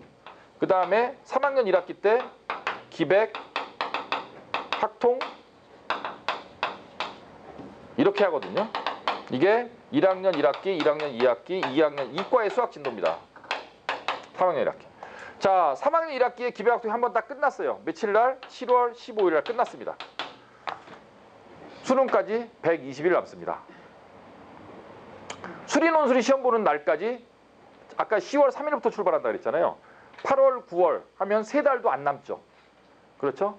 진도가 한 번 끝난 아이들이 10월 달에 수리논술 문제를 풀 수 있을까요? 못 풀죠. 당연히. 그러니까 이렇게 진도 나가면 당연히 안 됩니다. 이과는. 당연히 안 돼요.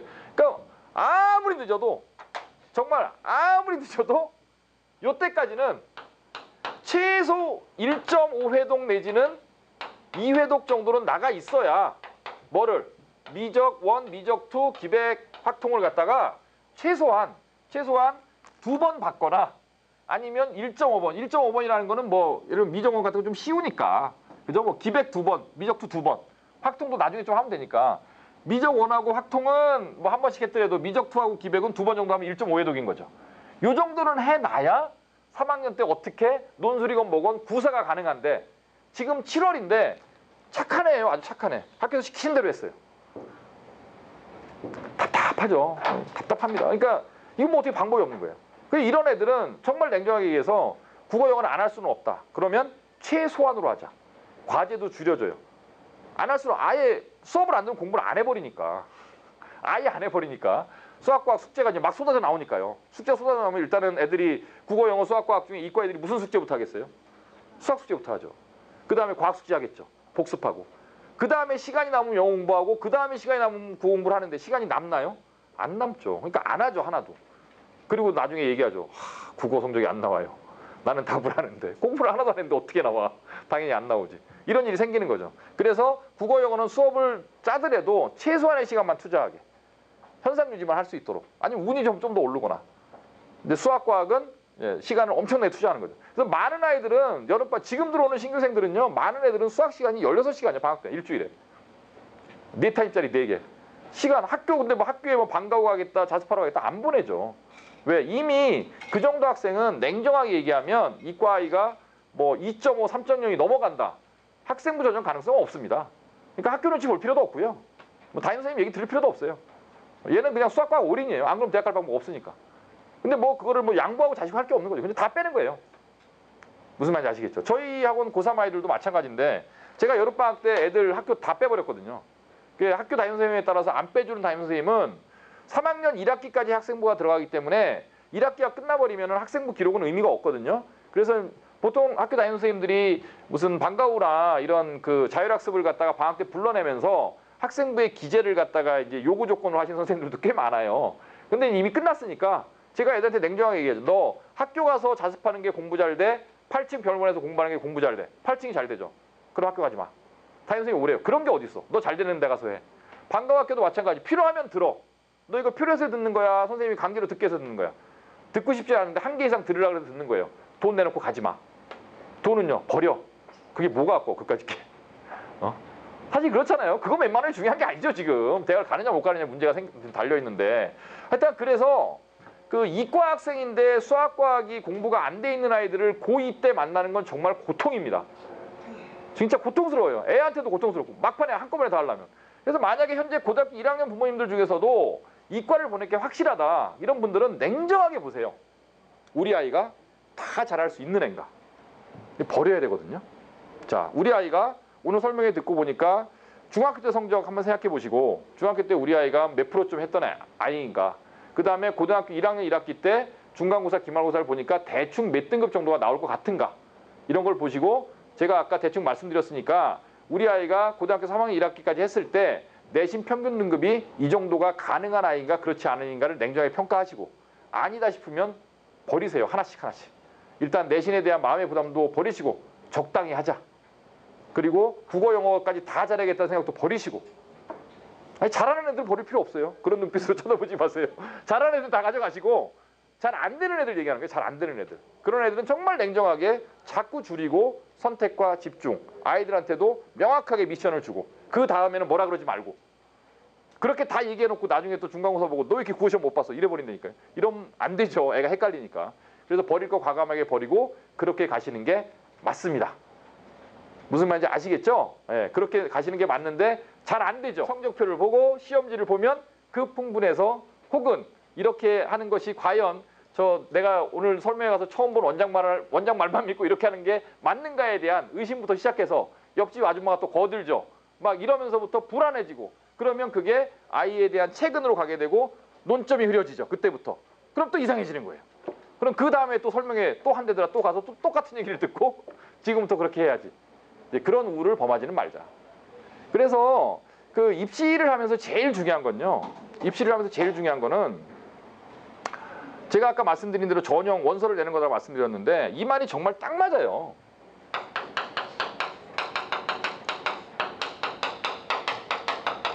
이거는 제도가 아무리 바뀌어도요. 이 말은 정말 맞는 말인 것 같아요.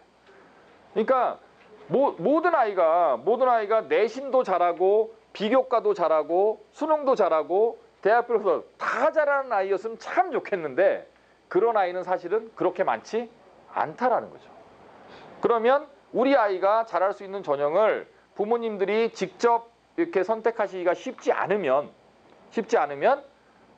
저나 아니면 저 같은 일을 하는 사람 비슷한 사람들한테 상담이나 이런 걸 받으시고 그래서 우리 아이한테 맞는 전형 그 다음에 전형 요소 이걸 찾아내시고 그거를 위주로 설계를 해서 집중을 하고 딴 거는 플러스 알파로 아까 제가 말씀드린 예로는 수학과학을 메인으로 삼았으면 국어 영어는 잘하면 고맙고 아니면 적당히 마음을 비우자라는 생각으로 가시는 게 조금이라도 좋은 대학을 보낼 수 있는 그 다음에 아이를 좀 편하게 가르칠 수 있는 방법이 아니겠느냐라는 겁니다. 무슨 말인지 아시겠죠? 그 결국은 이제 욕심을 버리는 거죠. 참 쉽지가 않죠. 참 쉽지가 않고 그 저희 학원에 있는 그 반들이 이제 국어반을 이제 예를 들어 보면 국어반은 이제 이렇게 일주일에 4시간 하는 반이 있고 이제 6시간 하는 반이 있거든요. 근데 1학년, 2학년 때는 대부분 4시간을 해요. 근데 이제 왜 4시간이라는 게 저희가 45분 수업을 하니까 45분 4교시입니다. 그러니까 예를 들면 월요일 날 45분 2교시, 뭐 수요일 날 45분 2교시 이렇게 구성이 돼 있거든요. 근데 이것만 갖고 국어에서 요구하는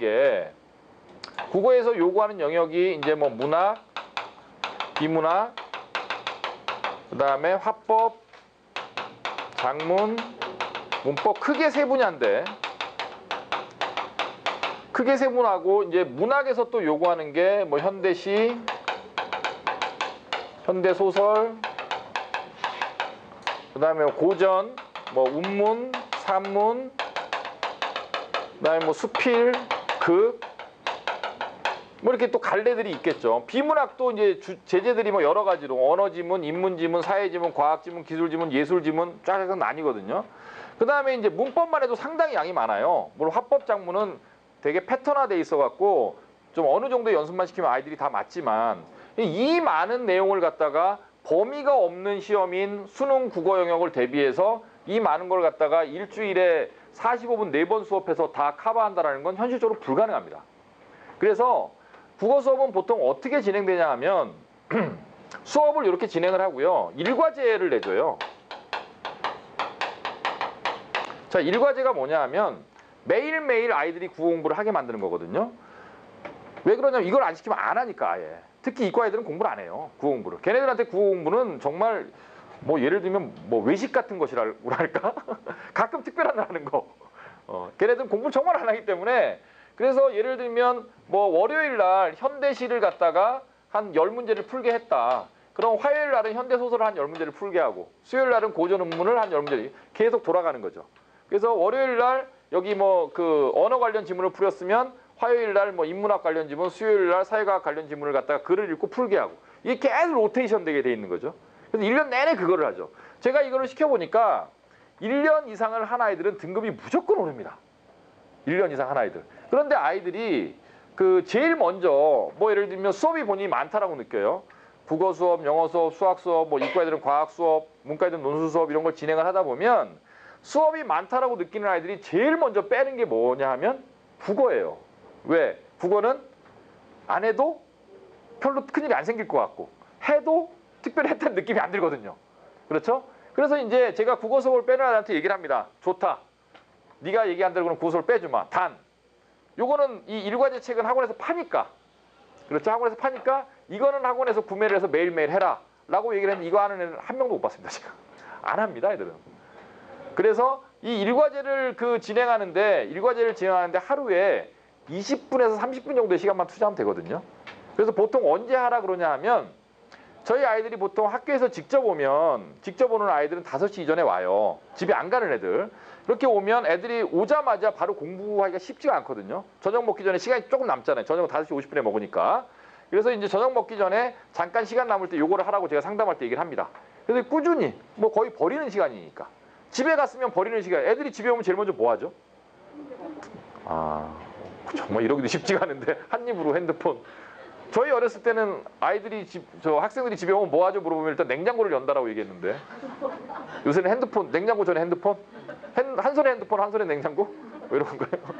하여튼 아이들이 집에 가서 국어 일과제를 해주면 참 좋은데 애들이 그렇게 안 해요. 그래서 제가 가능하면 학원에 곧장 오라고 하는 거고 곧장 오게 되면 이 일과제를 갖다가 남는 시간에 해결할 수 있는 거죠. 그러니까 그런 것들이 있어요. 20분짜리 공부, 30분짜리 공부 이런 게 있고요. 또 영어 LC가 있습니다. 영어 LC도 저희가 수업 시간에 영어 LC 듣기잖아요. 영어 수업 시간에 영어 LC를 하는 건 시간이 진짜 아까워요. 왜냐하면 수업 시간도 그렇게 많지도 않은데 이거는 틀어주고 들으라 애들 갖다 테이프나 CD나 틀어놓고 들으라 그러는 거잖아요. 근데 그걸 수업 시간에 틀어주긴 아깝잖아요, 시간이. 그래서 다 과제로 내주죠. 과제로 내주고 저희 그 시스템상에 LC 문제가 한 5,000 문제 정도가 올라가 있어요. LC 문제만. 그래서 아이가 어떤 문제를 들으면 이 아이가 뭘 들었다 안 들었다가 이제 관리자 메뉴 들어가면 영어 선생님이 다 볼 수 있거든요. 선생님이 얘는 몇 문제 풀었고 뭐 맞고 틀릴 거에 다 나오니까. 그럼 얘가 이제 요 1학년 수준의 LC를 들었다 그러면 고2 거를 듣게 하고 고2 거를 너무 잘하는 애들은 고3 거를 듣게 하고 이런 식으로 이제 해주죠. 이것도 이제 검사를 하죠. 근데 검사를 하면은 억지로 해요. 근데 내신 기간이 닥쳐요. 바쁘잖아요. 그렇죠? 그래갖고 선생님들이 좀 바빠준다고 한 2주 검사를 안 하면 하나도 안 들어요. 이게 애들이에요. 그러니까 이게 국어 영어예요. 이게 참 미치겠어요. 그래서 국어 영어 수업을 진행하는 저도 영어 선생이지만은 그 선생님들은 뭘 가르치느냐도 굉장히 중요하지만 애들을 공부를 직접 하게 하느냐 안 하게 하느냐가 훨씬 더 중요한 것 같아요. 검사하고 무슨 말인지 아시겠죠? 이런 거 만들어주고. 그래서 지금 저희도 이제 영어과도 이제 일과제 프로그램이 있는데 요번에 이제 방학 때부터 일과제가 다 바뀌어서 나갑니다. 새 걸로 좀 애들이 좀 편하게 공부할 수 있게 좀 바꿔라. 좀 더 책을 갖다가 바꿔라 그래갖고 일과제 프로그램이 LC하고 같이 독해도 나가고 이렇게 나가는데 자 제가 이 말씀을 갑자기 뜬금없이 왜 드리냐 하면 자 어떤 아이가 있습니다.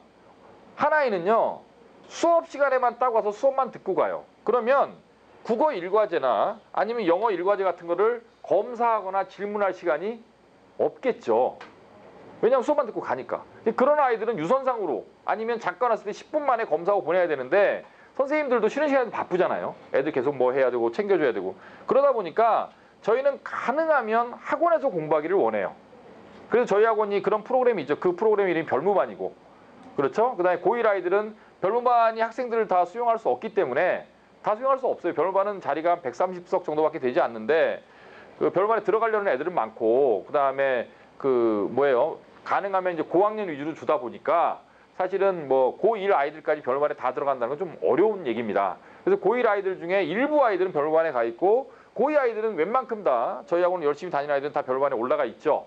그래서 별무반을 하든 아니면 그 8층에 있는 독서실을 사용하지 않는 애들을 대상으로 6층에 종일반이라는 프로그램을 운영을 하는데 종일반은 이제 교실에서 자습을 하는데 똑같아요. 어떤 관리 프로그램이나 애들 검사하는 거 이런 건 똑같고 그 여기다 또 하나의 포인트는 이제 질의응답인데 질의응답 이거는 이제 수학하고 주로 관련이 됩니다. 수학과학하고. 자, 애들한테 수학 문제를 풀으라고 내주는데 집에 가서 풀어갖고 오라 그러면 못 풀어갖고 와요. 풀고 싶은 의지가 있어도 모르니까. 그러니까 숙제를 내줘도 할 수가 없는 거죠. 그래서 가능하면 학원에서 공부를 하면서 물어봐라. 그래서 이 질의응답만 담당하는 TA들이 있죠. 얘네들이 이제 주로 저희 졸업생들입니다. 저희 대학 출신으로 서울대 연고대 간 아이들이 질의응답을 받으면서 아이들의 문제점도 해결해주고 가끔 가서 상담도 해주죠. 형으로서 누나로서 멘토링 비슷하게 이렇게 해주는 시스템인데 그래서 이 자리에 계신 분들 중에 이미 별무반이나 종일반을 쓰고 있는 부모님들이 많으시겠지만 아이들의 입장에서는 학원에 나와서 월요일부터 일요일까지 이 별무반이나 종일반을 하라고 하는 게 애들한테 좋은 요구는 아니잖아요. 그렇죠? 힘들죠. 그래도 가능하면 아이들을 설득해서 학원에서 공부를 하고 학원에서 질의응답을 해결하는 게 훨씬 더 효율적이에요. 왜? 도와줄 사람이 있으니까. 그래서 별무반, 종일반을 갖다 꾸준히 하는 아이들이 당연히 진학 율이 높고요. 제가 고등학교 3학년 아이들 대학 간 다음에 꼭 물어봅니다. 사실 애들 대학 가면은 이미 걔네들도 성인이니까 데리고 이제 뭐 술도 한 잔씩 하죠. 호프집도 가서 맥주도 먹고 가끔 밥 먹으러 오면은 애들 데리고 나가갖고 같이 놀기도 하고 이러면서 꼭 물어봐요. 제가 이제 안 빠지고 하는 질문 중에 하나가 뭐냐면 너희들 학원 3년 다니면서 학원에서 제일 좋았던 게 뭐냐? 라고 물어보면 열의 9은 별무반이에요. 열의 9. 왜 거기가 좋으냐? 라고 물어보면 아무리 뭐 서울대 연고대를 가는 아이들도요. 중간에 계속 저희들이 모르는 위기가 있고요. 걔네들도 꾸준히 놉니다. 공부를 잘하지만. 그런데 그 흔들릴 때마다 잡아주는 것이 별무반이었고 공부하기 싫을 때도 공부를 할 수밖에 없게 만드는 것이 별무반이었고 그 다음에 선배들을 만나고 그 다음에 동기들이 내가 공부하기 싫지만 옆에 다른 친구가 공부하고 있으니까 그걸 보면서 또 공부하게 되는 것이 또 별무반이었고 그 다음에 그 수학과학 같은 경우도 그냥 모르는 한 문제를 풀어주는 게 아니라 질문을 받아주면서 그 뒷단에 있는 내용까지 다 설명을 받으면 충분히 시간이 있으니까 그런 것도 별무반이었고 그래서 졸업한 아이들이 제일 많이 진명학원의 최고 프로그램을 극찬하는 게 별무반이고 그 이유는 별무반의 이름 때문이 아니라 제가 아까 말씀드린 이런 일과제 검사를 매일매일 애들한테 해줄 수 있고 질의응답 받아줄 수 있고 아이들 상담도 마음대로 할 수 있고 언제나 올라가면 있으니까요. 자습실에 가면 있으니까. 그런 프로그램이니까 아이들이 특히 여름방학 때 제가 이 말씀 드리는 이유가 몇 명이 빠져나가려는 움직임이 포착이 돼요. 애들은 학교 다닐 때를 더 좋아하거든요. 저희 학원 애들은. 방학을 싫어해요. 이유는 왠지 아시죠? 학교 다닐 때는 학교 끝나고 오면 되는데 방학 때는 아침부터 와야 되니까. 그래서 주말 싫어하고 그래서 토요일 아침에 9시까지 오라 그러니까 주말 싫어하고 그런데 그런 아이들 많이 힘드시겠지만 다시 한번 설득하고 다시 한번 뭐 아이랑 얘기를 나누셔서 꼭 종일반 별반 하게 하십시오. 그게 아이들을 성공으로 이끄는 가장 중요한 요소입니다. 거기서 빠져나가면 그 다음부터 위험해지니까요. 무슨 말인지 이해 가시죠? 제가 뭐 학생들을 무조건 가두려고 하는 게 아니에요. 저는 제가 고3 애들한테도 맨날 얘기하는데 야 내가 니네들을 보면서 얘들 무슨 생각을 할 것 같냐? 글쎄요. 내가 니네들을 학원에 붙잡아 놓으려고 하는 것 같니? 이미 니네들 중3 때 왔으면 지금 한 2년 반 이상 다녔잖아요. 그렇죠? 내가 니네들을 학원에 붙잡아 놓는 게 목표겠니? 내가 니네들한테 바라는 건 그게 또 나의 그 어떤 성공의 척도이기도 하고 니네들이 좋은 대학 가는 거다. 그래서 너희들 좋은 대학 가기 위해서 나가지 말고 여기 있으라는 거다. 고3 애들 중에서도 가끔 나가요. 이렇게 붉은 띠 메고 나갑니다. 독서실로. 제가 한번 집 앞에서 해볼게요. 일주일 정도 공부 열심히 하죠.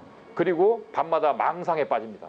하늘의 별을 쳐다보면서 뭐 1년 늦게 간다고 뭐 많이 못 가나? 뭐 이러면서 갑자기 와갖고 선생님 100일 계획이 아니라 465일짜리 계획을 짜주세요. 이러고 나타나고. 그래서 아이들의 심리적인 안정성도 굉장히 중요하거든요. 마지막까지. 그래서 고3 아이들도 여기 제가 붙잡아 놓으려고 그러는 거고 1학년 애들도 마찬가지예요. 아무리 힘들어도 별무반에서 3년 버틴 아이들은 어딜 가도 갑니다. 진짜 어딜 가도 가니까 지금 이제 별무반에 있는 애들 꼭 계속 생활할 수 있게 해주시고요. 개인적으로 아시겠지만 저도 이 동네에서 학교를 다 나왔잖아요. 뭐 초등학교, 중학교, 고등학교 다 나왔는데 소위 상위권 대학을 간다라는 게 뭔가를 고민을 해보면 365일이 있어요. 근데 애들이 당연히 거의 매일 공부를 하겠죠. 저희 학원에는 거의 매일 공부를 하는데 애들이 공부 안 하는 날이 있습니다. 어떤 날이냐면 일단 그 설 연휴, 추석 연휴 공부 안 하죠. 그래서 제가 고3 아이들은 설 연휴, 추석 연휴 때 특강을 하죠. 저희는 추석 특강. 잔인하죠. 예. 그 다음에 설 연휴, 구정 연휴 3일 내내 별무반 문 열죠. 신정도 1월 1일, 2일 문을 원래 학원은 공식 휴일이지만 별무반은 문을 열죠. 당연히. 고3 아이들이 있으니까 문을 엽니다. 그 다음에 또 아이들이 공부 안 할 때가 언제죠? 시험 끝나는 날. 그렇죠? 그런 날. 그 다음에 또 그 어떤 어머님들은 굉장히 여유 있으신 어머님들은 그 교회 수련회 일주일 간다고 데려가겠다. 정말 속이 찢어집니다. 고등학생을 데리고 수련회를 일주일 갔다 오면 그동안 빠진 수업을 어떻게 하라고, 진도를 어떻게 메꾸라고, 이런 고민들. 또 어떤 아이는 그 가족여행을 유럽으로 보름 동안 갔다 오겠다. 좋죠. 좋은 추억입니다. 근데 대학 보내는 사람 입장에서는 정말 힘듭니다.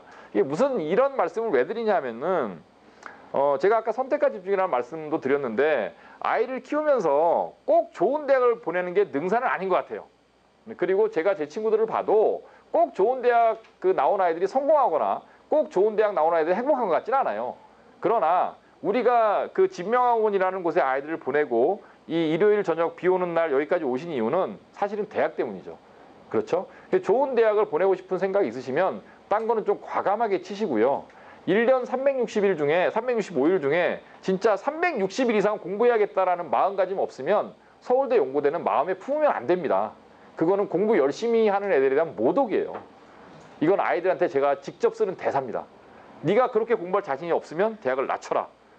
그렇게 공부한 아이들이 좋은 대학을 가야지 너처럼 놀고 할 거 다 하면서 그러면서 좋은 대학 가겠다고 얘기하면 걔네들이 떨어지고 네가 붙어야겠냐?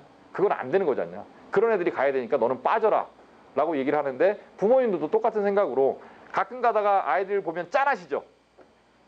냉정해지셔야 돼. 강해지셔야 됩니다. 공부 아무리 많이 해도 안 죽습니다. 네, 잘 이해하시면 정말 아무리 공부해도 죽지 않습니다. 무슨 말인지 아시겠죠? 자, 공식적인 설명회는 여기서 마치고요. 오랜만에 오신 어머니들 많으니까 질의응답 좀 더 받고 끝내기로 하겠습니다. 고맙습니다. 네.